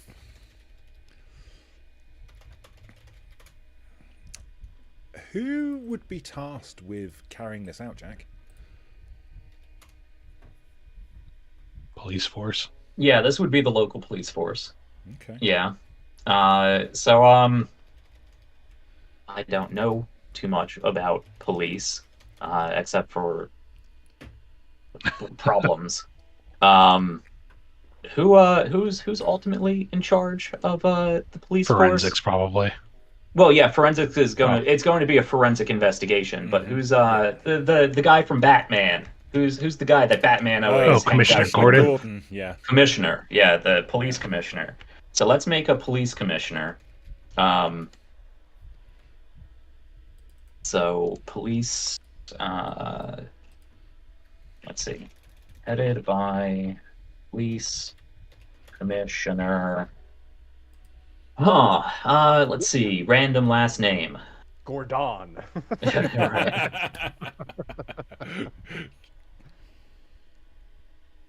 Waiting. There's an H in it. There's an H in it. Police Commissioner Holden. Oh, his last name could be Berries, so he'd be Holden Berries. No, it's Archie Holden. Police Commissioner Archie Holden. Archie Holden. Okay. Holden. I hardly knew him. I don't remember what that's from, but I remember a book where there was based around a private investigator, something Holden. Okay. There's got to be a couple out there. That sounds yeah. like There's probably a lot. Yeah, I think it was Harry Holden, something like that. How is he? So I've got two questions for you. How is he viewed in the community, and how is he viewed in the more political groups? I think this is the one person that everybody could agree on. Okay. Because, of course, Hawkwood wanted to step in and take charge of the investigation. For obvious reasons, that wasn't a popular opinion. The idea of some sort of third-party investigation team assembled by the council was probably floated, and that probably stuck on the council floor for a few days of people arguing back and forth as to who they would even put on such a task force. So I think eventually everyone agreed. Okay. was moved towards Police Commissioner Archie Holden. Nice. And how long is this investigation going to take? I don't think it should take long. 2 weeks, maybe. A lot of pressure on him. Yeah. It's 2 weeks. 2 weeks, perfect. Okay. Amazing. Right. I have to figure out what it's going to find out, and I don't have a lot of time to think about it. You got one more round till you find that out. Yeah. Unless they can't figure it out. Yeah. That is an option. And we don't even know if our administrative liaison is back or not. Yeah. Okay, excellent. Zach, it's you. And do you want to draw a card for us, please? Absolutely. Let's get this 4 out of the way first, though. Yes. Goodbye, 4. 3. Summer is a time for production and tend to the earth. Start a project related to food. Convenient. Okay. Or summer is a time for conquest and gathering of might. Ooh. Well, we've already done a bunch of military readiness. And I think that... Yeah, we haven't seen anything from Galactic Roots AgriCorp, and they're the big corporation on the planet. Yeah, no, I think that's what we... You know what? I think it's an ad campaign, is what they do. Okay. They start pushing for... let me just double check Galactic Roots AgriCorp.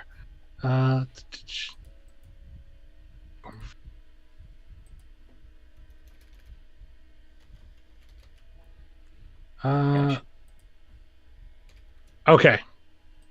Yeah, I think that might be how we do this. Is it Ha Emil or Ha Emil? Ha Emil. I think, which is actually his surname. Argo. No, Ha Emil is his given name. Argo is his surname. Oh, okay. So I think what Argo's going to do is start a push for an ad campaign on some sort of fresh, energy efficient product. Kind of think of it like almost like, do you remember when 5 Hour Energy was running all those campaigns to like really... Okay. I don't know how popular 5 Hour... I just remember there was like a shitload of commercials for a while about this like specific brand of energy drink. So I think what they're really pushing for is to get people wanting to work for Galactic Roots AgriCorp, so that they can fund more projects, so they can expand their sphere of influence. So like they're targeting... Is this a recruiting drive or an advertisement campaign? It would be a recruiting drive, but I think it's based around like their angle is like family and connection and being part of something bigger than yourself. Okay. So it's like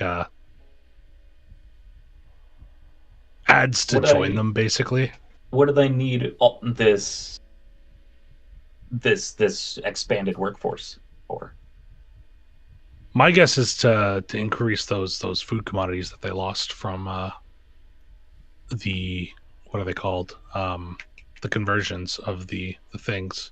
So more or less, it's they're taking advantage of the job loss to kind of push it that way. Okay. Yeah. Cool. That sounds like a very I'm used to everything being so negative. This seems like a very positive. Yeah. It depends because it's corporatocracy, right? It's still like, we're going to expand, but also they are meeting a need. It's only negative if you're prejudiced against cults, which I find very problematic, and I'm not appreciating of it. I think working for a big company is kind of like working for a cult. So.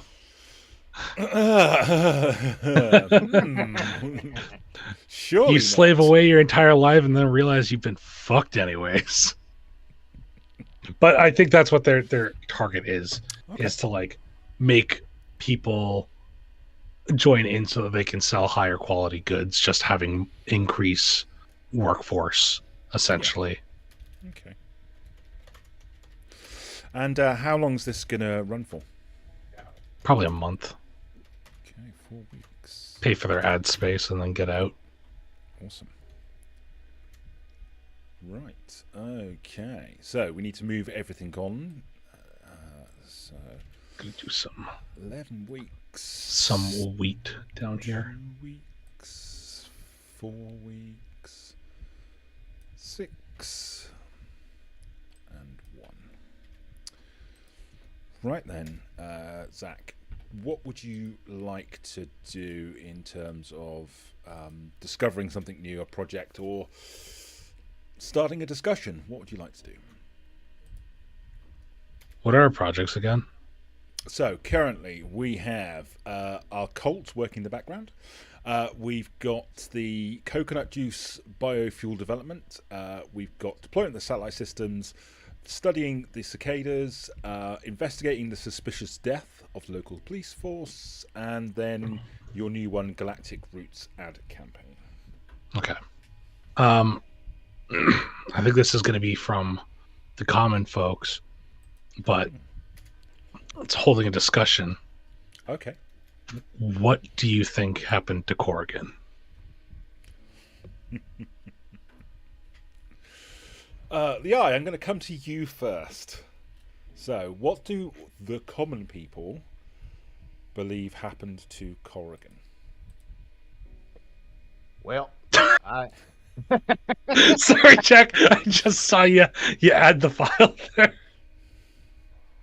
It's what happened? down by the wheat fields. But I just watched. I just watched the hero for like I was zoomed in over there, so I got jump scared by his face. I was like, "Oh!" The ghost of Michello Corrigan. Let's see. Well, I think that he let the stress get to him of everything going on, and he just whether it be a heart attack or something like that, he just couldn't handle it anymore.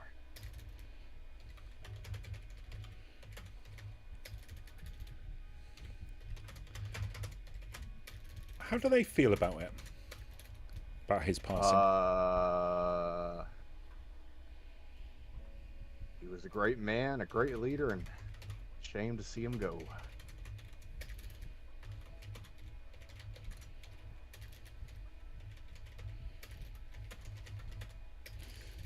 Jack, what does your group of common folk think happened? No, I think I think he was too old for his own good, or at least that's the way these newcomers may have perceived. Yeah, I think this might be another Hawkwood power play. I've heard rumors that, they stem from Setcom. out in the diaspora, out in the black, they're old anthro-chauvinists, fascists coming in. We've already seen them declare martial law, try to take over the police force. They're working on something. I think this is just the latest of their power grab.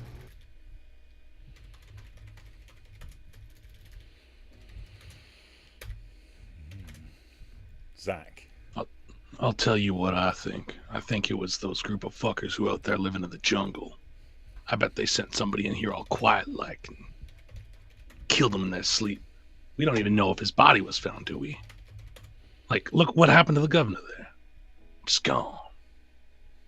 What right would it? What good would benefit Hawkwood or anybody else? No, they're the only ones who think he needs to go.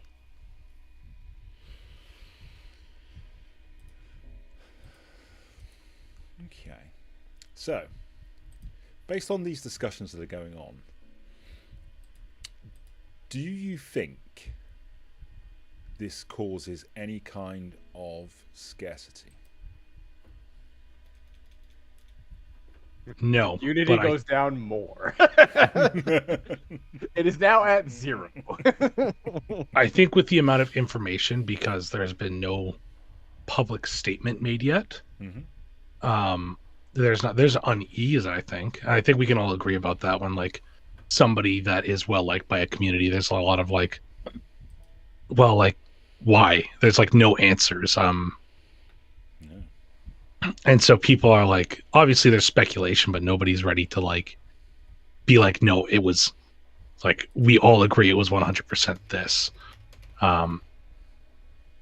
So I think what it is, it's causing at least stress for the common, for people who are following government happenings. It's causing some like tension, maybe a little anxiety, but to the day-to-day person, I don't think it's causing too much of a big stir. Okay. Cool. Right. Okay. So, that means we now move on to the eye. Yeah. Draw a card for us, please. I shall do so. Let us see what mischief I can get him up with now. The ace. Ooh, this should be good. A contingent within the community demands to be heard. Who are they and what are they asking for? Or a contingent within the community have acted on their frustrations. What have they damaged and why did they damage it? Is it permanent? I have so many things I can do with this. That's a good one. It's a really good card. Especially after a disappearance. Wow, these 3 cards are comboing. Yeah, we got some big problems. I'm going to go back further. I'm going to say that the police force, when they tried to get muscled out, now they're calling for, what's her name? I always forget her name. Fleet Captain Tiana Boboros. They're calling for Tiana to step down, or they'll go on strike. Okay. Well. Yeah, sure, go on strike, and we will just replace you like we were trying to do. But that does look bad to the common folk. Yeah, like, that's I think the common folk are going to side with the cops, though. Is this just a threat, or do they? No, they're totally willing to go with it. Yeah, if she doesn't step down, they'll probably follow through with it. Get ready to start that project. Oh God, things are gonna get so bad. Fall's gonna be so bad. I just want to take this moment to apologize to the cast of Starcrier for the situation that we have placed you in. I mean, you are worthy of love, just not the love of this one planet. I do all of this out of love. I don't understand what you're talking about. Right, let's count down. These aren't gifts. And also, let us all remember that Lion was the one who first summoned me to this realm, and so this is all his fault. Exactly. All Lion's fault. It all comes back to Starblood. So, Jack. Oh no. What is the outcome of the investigation? All right. It's investigation. Do I want to go paracausal nonsense? Because I do love my paracausal nonsense. Or do I want something much more mundane? So he could have died from natural causes because he really was quite old. Yeah. He could have just been assassinated. I mean, whether it was a bullet or a poison, the investigation was determined to determine cause. Mm-hmm. Hopefully who did it, but at the very least cause. We might not have that. Or it could be paracausal nonsense. And I think it was a little giant bug. It was a tiny giant bug. That was stupid. I mean, they spore, but the human, like normally when they spore in this world, nothing bad happens. But when humans come across the spore, I don't get that. No, I think this is why, going back to the previous discussion, that there hasn't been a service, a body hasn't been shown, corroborated. Yeah. Okay. Because I think they find that when they do the autopsy, and it probably takes them this long just to believe it, to get test results double, triple, quadruple checked, but I think they find that on a cellular level that his body is showing rapidly different ages. Oof. He time died cancer. from he got time cancer. Yeah. He died from internal temporal shearing or something like that. He has the heart of a 23-year-old, but his liver's 346 years old. His certain parts of his skin look like baby skin, and other parts are desiccated and decayed. He has been cellularly, temporally dislocated, fractured. Wow. Question, Jack. This is a Starcracker question. Yeah. Has this ever been seen before? Yes, good question. Or is it like rare? Like it would be super rare to the point that the public would not have anything but conspiracy theories for.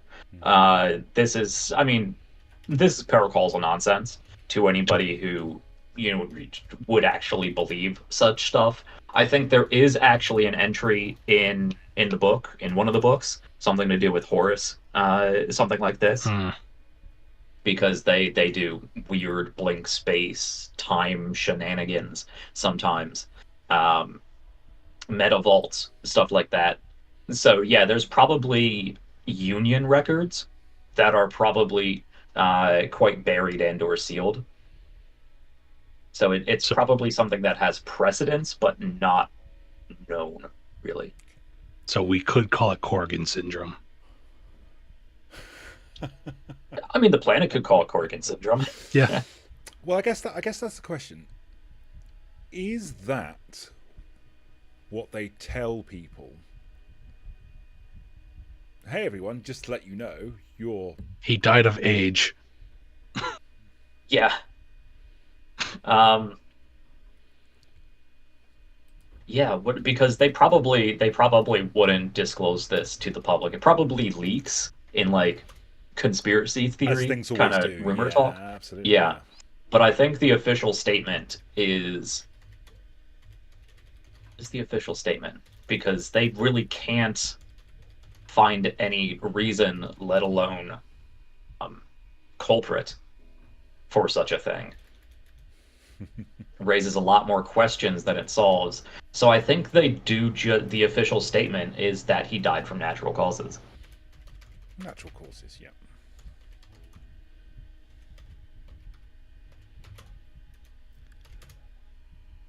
Yeah, that's so sad in its own way. Like, mm-hmm. And well, just like a railway spike ending for poor Corrigan. Yeah. I guess this is something to maybe consider. Does anybody take this further in terms of continuing to look into this? Or is it just, it's done now, lock it away, forget about it? Probably sent off at very least.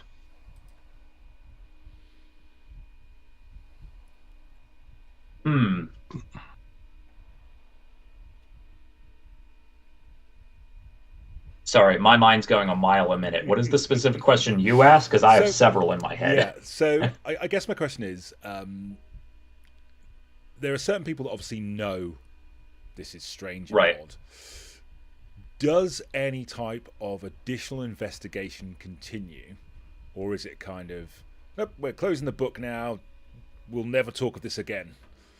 No, I think this is also something that gets stuck on the Parliament floor for probably weeks, actually. As the Hawkwood Company wants to take the body for research, Slide probably wants to take the body for research, and the Union Administrative Liaison is missing, is gone. But, Union, whoever is in second in command, I'm going to have to figure that out now, would be pushing to have the body preserved and shipped back to the Union Science Bureau or whatever it is. Corrigan have kids? Oh, certainly. Yeah, kids, grandkids, great-grandkids. Yeah, he probably has an extensive family, but I think... I'm just saying, it's second in command? Was it like a family sort of thing? Maybe. Oh, for the... for his faction.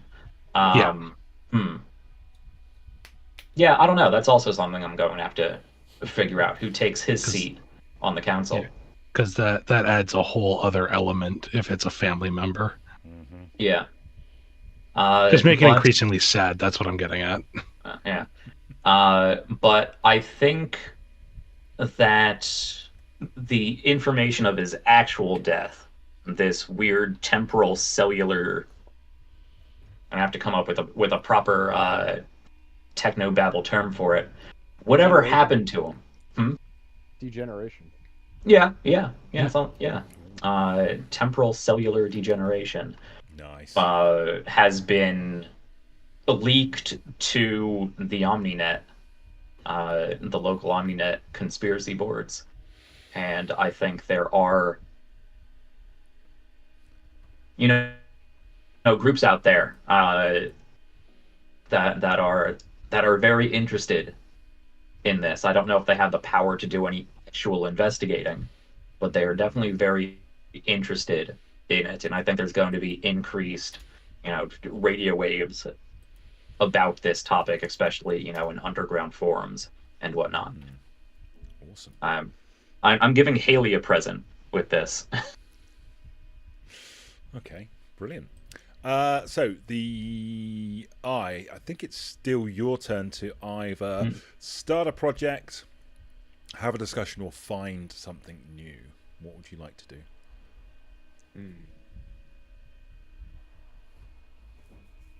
Oh, I'm drawing. That's why I'm like clicking this card so I can get rid of it. And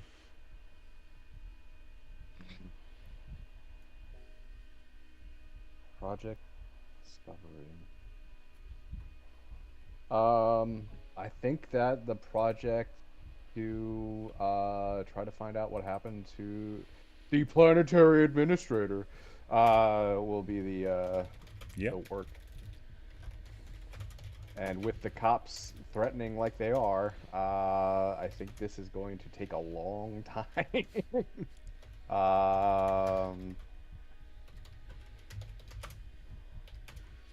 I'm gonna say 6 weeks. Okay. And is this something that's landed on Archie Holden's desk now? So now that he's kind of had to deal with one thing, it's kind of like, okay, you've come to a conclusion on what happened there. Now, can you try and find out where the administrator's gone? Or is it a different group? Yeah, I know, right? It's like the worst couple of weeks of his career. I really hope that he's quite close to retiring as well. I only had 2 more weeks on the job. I think the next one to gone missing. Yeah, I think. Oh God, I hope not. I think what would happen is, like, after 2 weeks they would bring him in. Like the guys that were at the head of it can't figure it out after 2 weeks. Like, they get nothing, and then they're like, "All right, Holden, we really need you, bud." Yeah, you haven't let us down yet. Yeah. I know you're going through a lot right now, but we're in a bit of a pickle. Yeah, because I guess, I mean, he would have had to have been in on what actually happened in terms of the cellular degeneration. Well, he's the one who found out. Yeah. So he's already dealing with that. This exists. And now... He's our new classified files guy. Yep. Oh, yeah. Absolutely. The Excellent. F files is an actual thing because they need it. Fantastic. Great. So, Jack, we're back with you. Okay. Week 11 of summer. Need to draw a new card. Deal 1 to me. And open that up. Drag it out. And why do I never get these cards? Universe. The project finishes early. What led to its early completion? Or the weather is nice and people can feel potential all around them. Start a new project. Okay. Huh.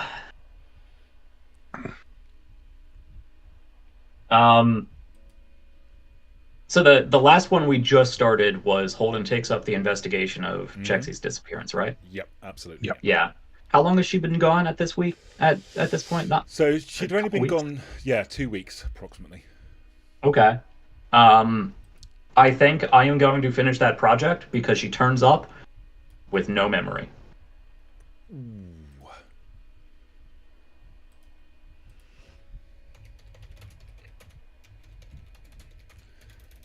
Does she turn up in a specific place, or? Oh God, Jack, I have an idea for you. Yeah.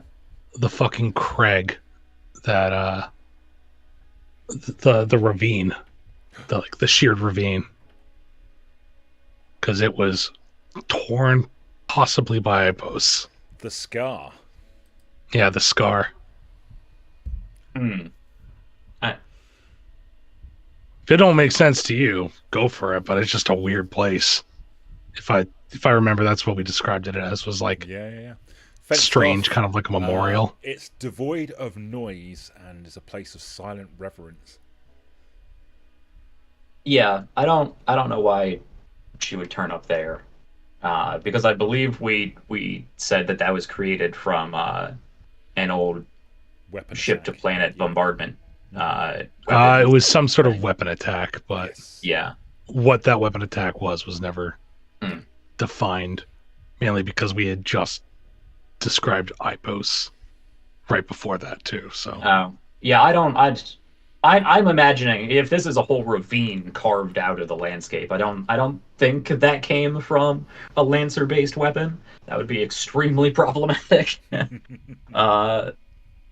But I mean, who knows? No, I don't think Chexie's going to show up there. I mean, I'm I'm drawing from a real old X-Files trope. I think she shows up exactly where she was last she was seen, with no memory of the time missing.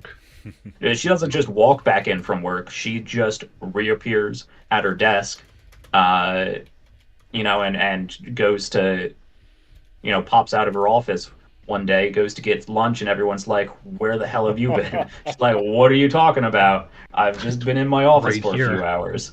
Yeah, what's the extent of her amnesia? Like, is it just the period of time she was gone, or is there even more missing? Is it just like a blip? Like I think she wasn't. Yeah, from her perspective, nothing happened. Yep.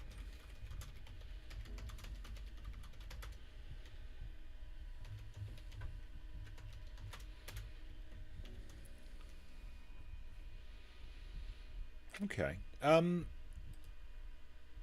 How does Archie Holden deal with this? Early retirement. I'm out. Yeah, too many weird things. You still love this job? Fucking hate this job now. These Lancers showed up. I had an easy career for 60 years, and then these Lancers shows up. All sorts of weird stuff's happening. How does Holden take this?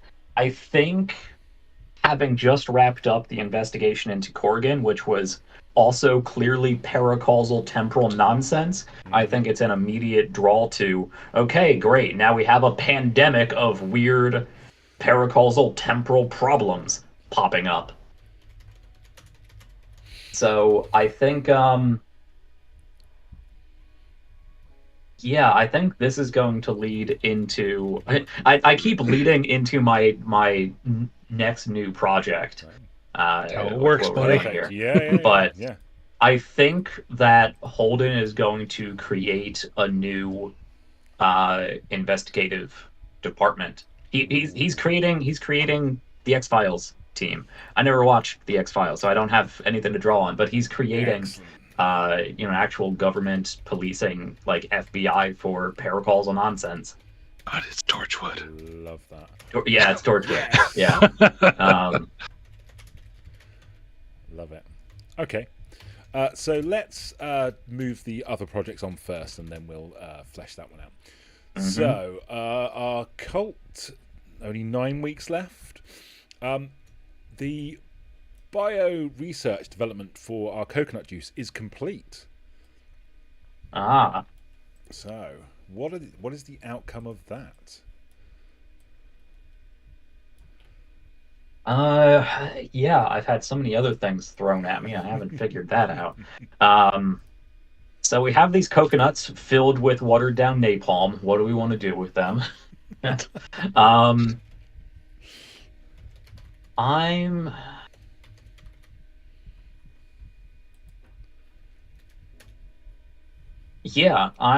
think this can be used for the creation if it is. Yeah, they can make an extract out of it.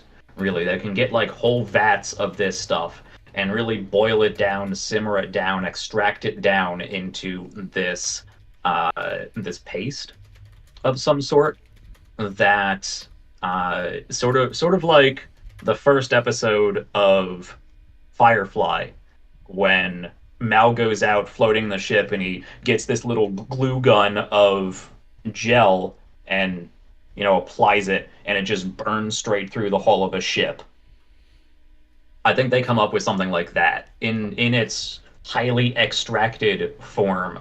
They create a compound that is able to, I think, ignite without a heat source, probably some sort of like C4 electrical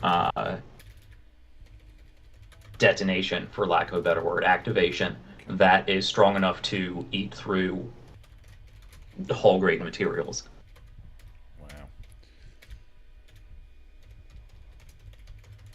And what level of secrecy has gone on with this project? I think the project itself was standard megacorp corporate secrecy. Like, hey, we're doing stuff, but we're not going to tell you what it is. We are R&D is happening involving this explosive coconut. But we'll see what we come up with. But I don't think. I think Slide's gonna sit on this for a bit because he doesn't know exactly what to do with it. Cool. Because Slide does want to diversify out of just biofuel, because everything runs on microfusion generators now anyway when you use biofuel.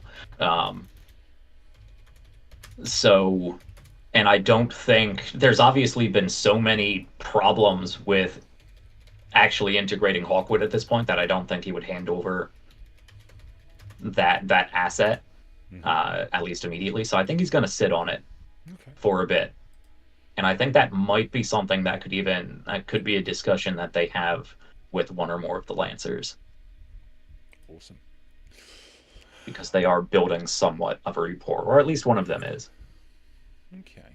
And you said that for your project, we're going to start a new paracausal investigation team. Yes. And how long is it going to take to recruit and get this new team up and running?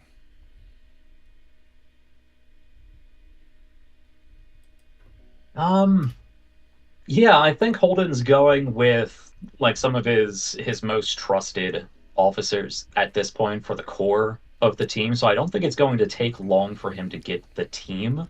I think it's just going to take a while of actually going through the proper channels of getting that team properly educated. Mm-hmm. But I think it will work unless something funky comes up with the cards or you guys mess with it, which is totally fine. So I'm thinking with the OmniNet, which is paracausal communication, you can communicate over vast galactic distances. So this could be Union red tape. I'm going to say 5 weeks. 5 weeks. Okay, perfect. Excellent. Okay. Zach, it's your turn. Do you want to draw a card for us, please? Hell yeah. I think, looking at these, we might actually be moving into autumn. Yeah, looks like it. Ooh. Excellent. Okay, this is where it's going to get interesting. Oh, it wasn't interesting before? What are you trying to say? Huh? Well, it's going to get worse. All right, let's pull that summer down, though. Yes. All right, let's see what happens. Whoop. Erase. You're going to see a lot of these. Oh, it's just straight up only a project finishes early. Okay, what are we looking at? So Here, you have cults, deployment of satellite systems, the study of the cicadas, the ad campaign, and the new team for paracausal investigations. Okay, I'm going to say that the cicada study finishes early. Yeah, cool. The reason why is because they get fucking lucky. Like, basically, they make a plan and execute it. Goes absolutely the way they need it to go. Who was doing the study for that? Hawkwood. So Hawkwood. Sorry, it was the Eye who started that, right? Yes. Yes. All right. So what's it look like? Well, here's my concern. I think that the outcome of the project, I'm going to say that the outcome of the project is actually getting the plan in motion, but I think that the actual outcome is going to be heavily decided on what the Lancers do and how well they do. So I don't want to like say, oh, it gets through. If this is going to be a Lancer project that they have to foothold in, I'm just going to say that they're able to activate the plan sooner than anything else. Okay. This is the mission Yeah. This is when the mission happens, right? Yeah. The project has been the build up towards the mission. Yeah. So I think what it is instead of waiting for longer, the plan has been set and they were waiting on the time and they got the signal to go in motion. So the plan prep all worked out and it came a little bit earlier than expected. Indeed. Yep. Yep. Perfect. Okay. So we'll just delete this, and over here beside this guy, we're gonna all our stuff along. 2 and 3. Right. Okay, Zach, what would you like to do?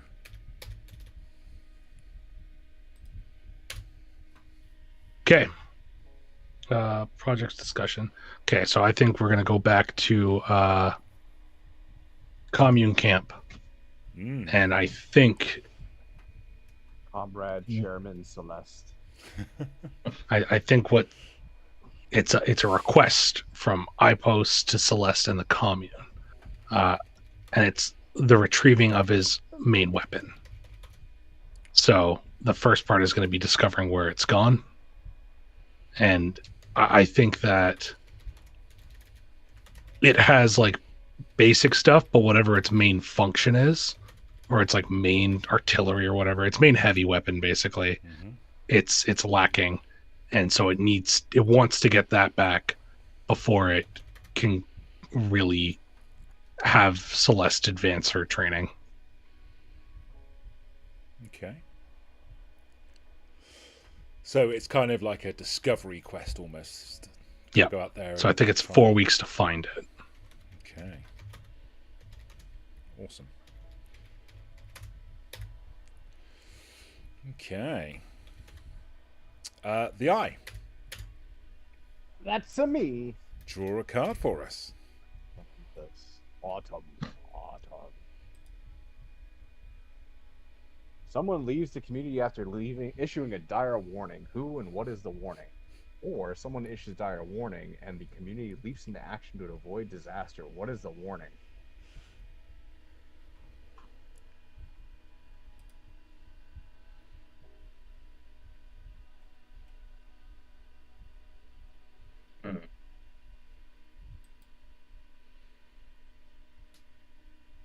Tough. These are tough ones. This one, how about in one of the smaller cities, they find, through whatever happens with the project, they find out that a larger cicada is underneath it getting ready to wake up. I think we're throwing a little. I think we're getting a little heavy on these cicadas. Yeah, man. But I have a gift for you instead. That I was just going to suggest. You're a member of this cult that you like so much. Could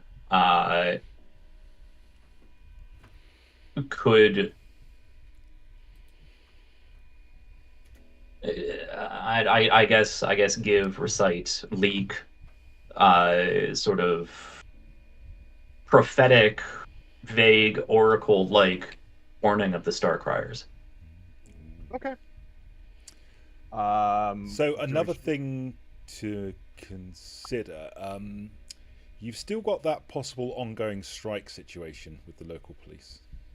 Yes. Oh yeah, the cops could leave. That's a good point. Well, what if the cops and the people that support them, are planning like a riot? The cops are planning a riot. Yeah. Against Hawkwood. And the project is getting that in motion.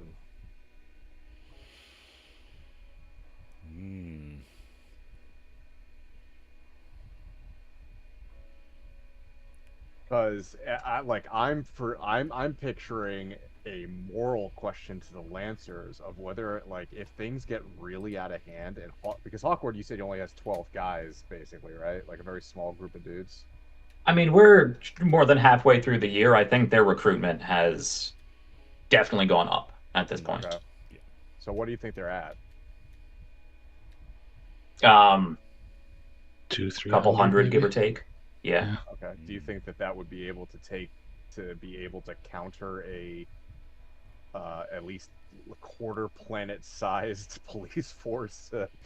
Well, it'd be the city, not the planet, right? Yeah, so it would just be Prosper Bay at this point, I think. Right. But how big is Prospero Bay? What's the population of just that city? I mean, this is several Metropolis. million. Yeah, it's the capital city. Yeah, several million. Right. So, like, if we're talking like New York City size, if not bigger. Yeah. Okay. So, like, New York City has 36,000 police officers right now. Hmm. So, in order to police a city of this size, you're talking about maybe 50K officers. I don't think a couple of hundred military guys are going to be able to take that out themselves, and that would put the Lancers in a position where they might have to intervene. And then you're looking at Lancers making the question of whether or not they, in these giant battle suits, are basically attacking people with handguns. So my problem here is that there is a giant political chasm between the police are going to go on strike and 50,000 police and armed supporting civilians are going to create an actual military campaign against a union-sanctioned, not only a union-sanctioned faction, but the people who are in charge of local defense. I think there are so many other people and situations that would squash this before it ever gets that dire. Just read the card again to us. If you wanted to have like the most radical of them, gather a few hundred people and do a completely off the books, we're losing our jobs over this, but fuck it, it's got to be done sort of thing, I might be able to see that, and it would make it a much more fair fight if it even comes to it. Yeah. But I can't see the entire police force of the United States declaring war on the local garrison of the Coast Guard or whatever. Okay, we'll go with that then. Yeah. Okay. The fanatic, the more angry portion of the police force gets to the right. And... Okay. So at this point, it's just a warning, isn't it? It's just yeah, somebody like one of the cops that aren't so sure about what's going on goes, "Hey, government, we might have a problem here." Yeah. Could potentially happen. Okay.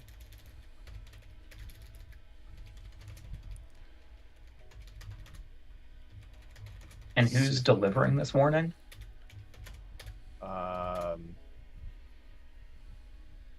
Let's say Officer Jacob Billsworth.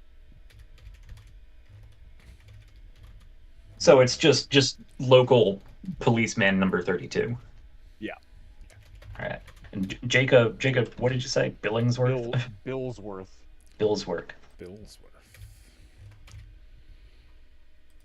Ends with a TH. Billsworth. All right.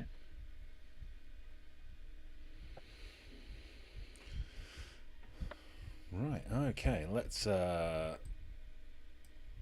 move these on then. So 7 weeks for the cult. Only one more week until our satellite system is deployed. 1 more week for the ad campaign.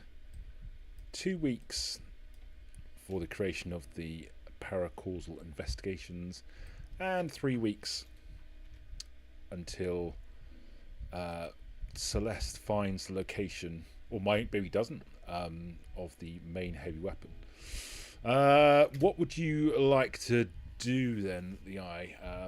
New project, find something new, or have a discussion?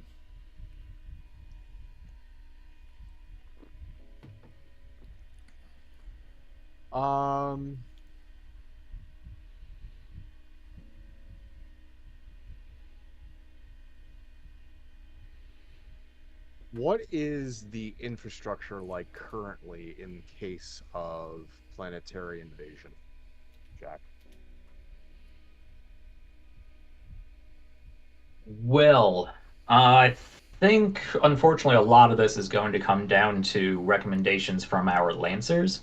But I think, yeah, at this point, and actually, the figure of a couple hundred being recruited by Hawkwood is still probably fairly small, considering the size of the city that we've determined at this point. So I think at this point, there's probably a branch of the police force that has been properly trained and is now beginning to be equipped with proper military gear. And then we have the Hawkwood Company and their local recruits, which are probably several thousand instead of a few hundred. Somewhere in between. I'll have to figure out that number.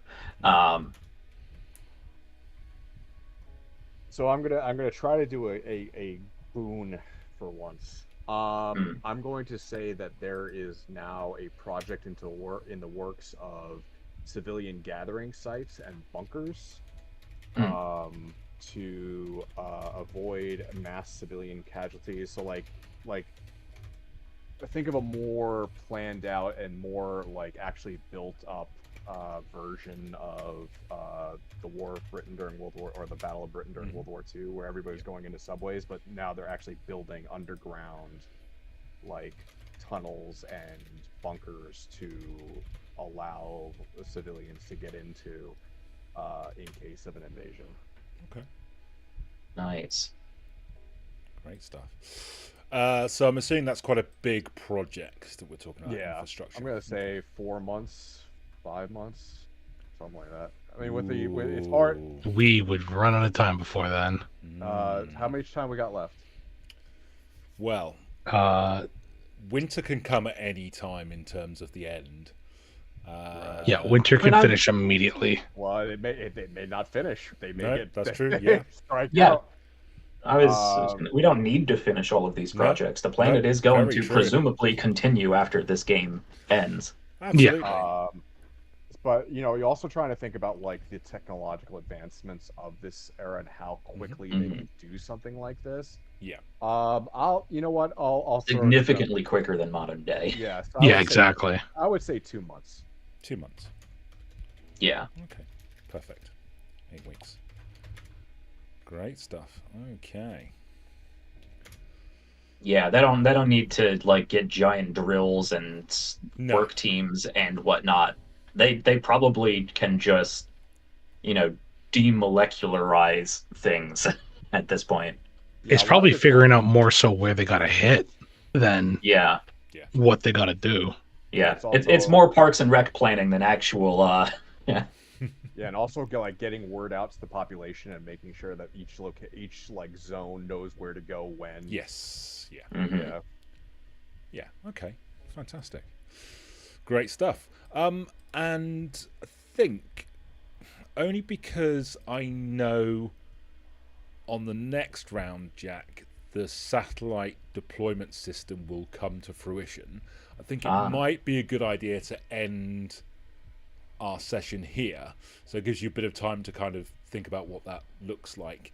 And it's almost 3 o'clock in the morning anyway, so I think it kind of works out. Yeah, I know. All right.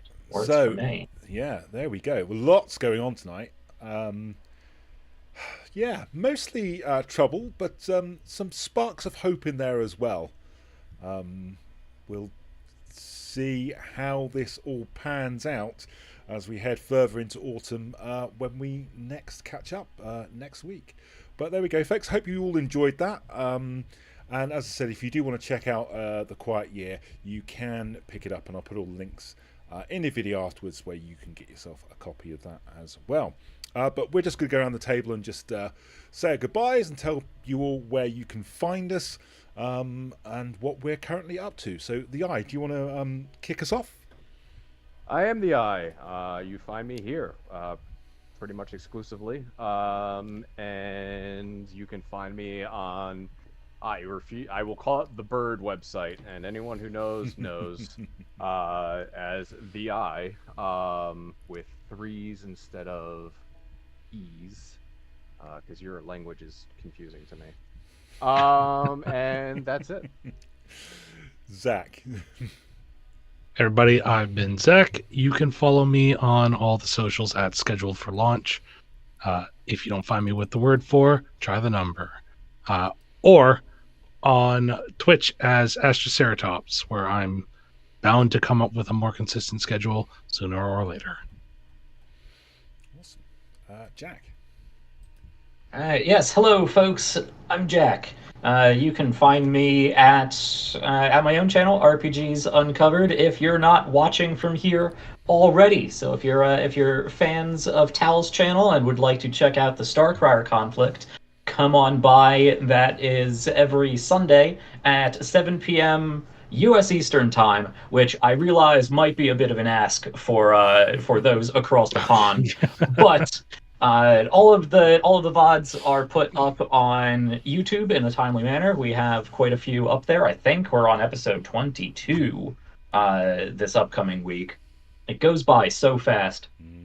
But if you've been enjoying this show, you can stop by and see how my cast, my players, my Lancers take all of these wonderful gifts that you have given us. Because, oh man, there are so many. We're probably going to be trudging through this for the next few sessions.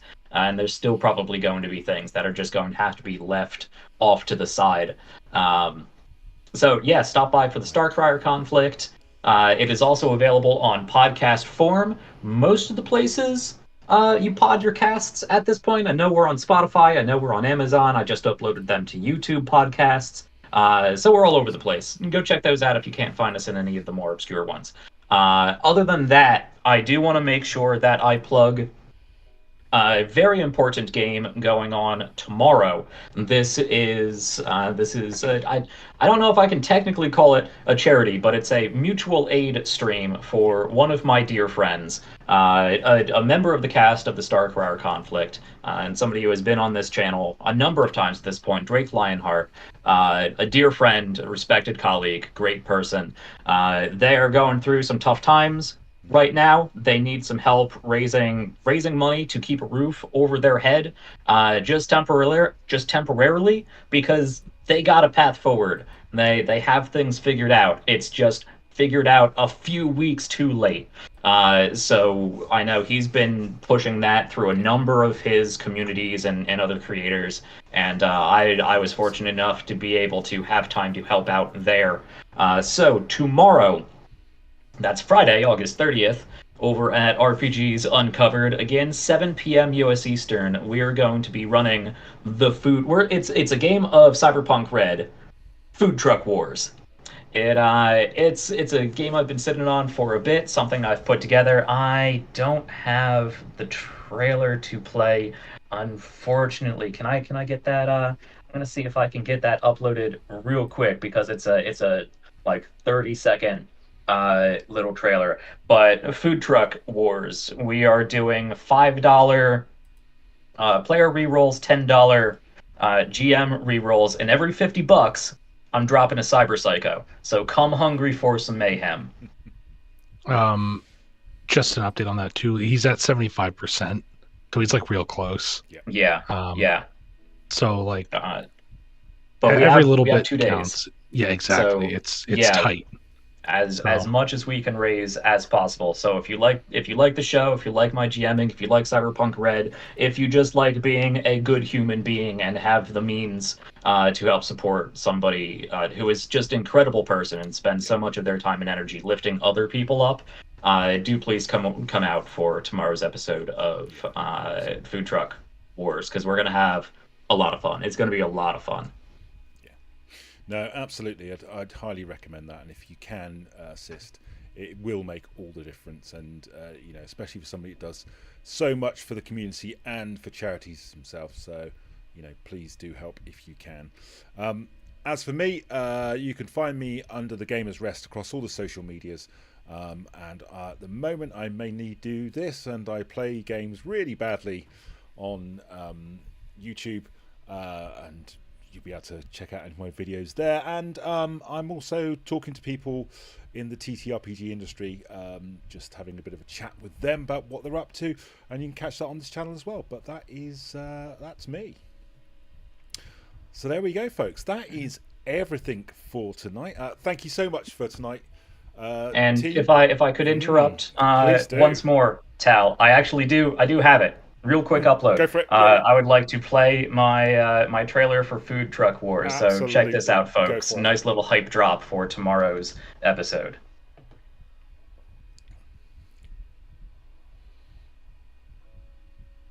I hope that audio is playing. I don't know if the audio is playing. I'm going to pause, and I'm going to turn on desktop audio just to make sure that it plays. There we go. Rewind. Food Truck Wars.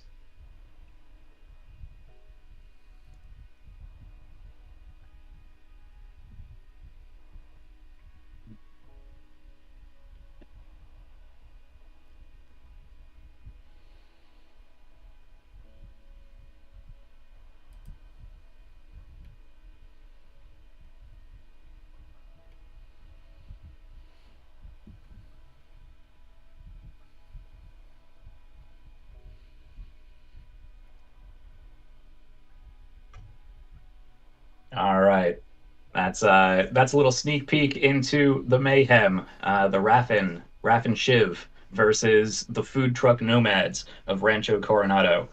Tomorrow, 7 p.m. U.S. Eastern on RPG's Uncovered Food Truck Wars. Sorry, Tal. Take us out. No, absolutely. Yeah, fantastic. Great stuff. But that is it from all of us. Do come back and join us again next week for the next session, where I suspect we'll probably be moving into winter and towards the conclusion of the quiet year. Thanks so much for popping by. Do make sure you take care of yourselves and those that can't. And, of course, do come back again and catch us next week. Take care, everyone. We'll see you all real soon. Bye.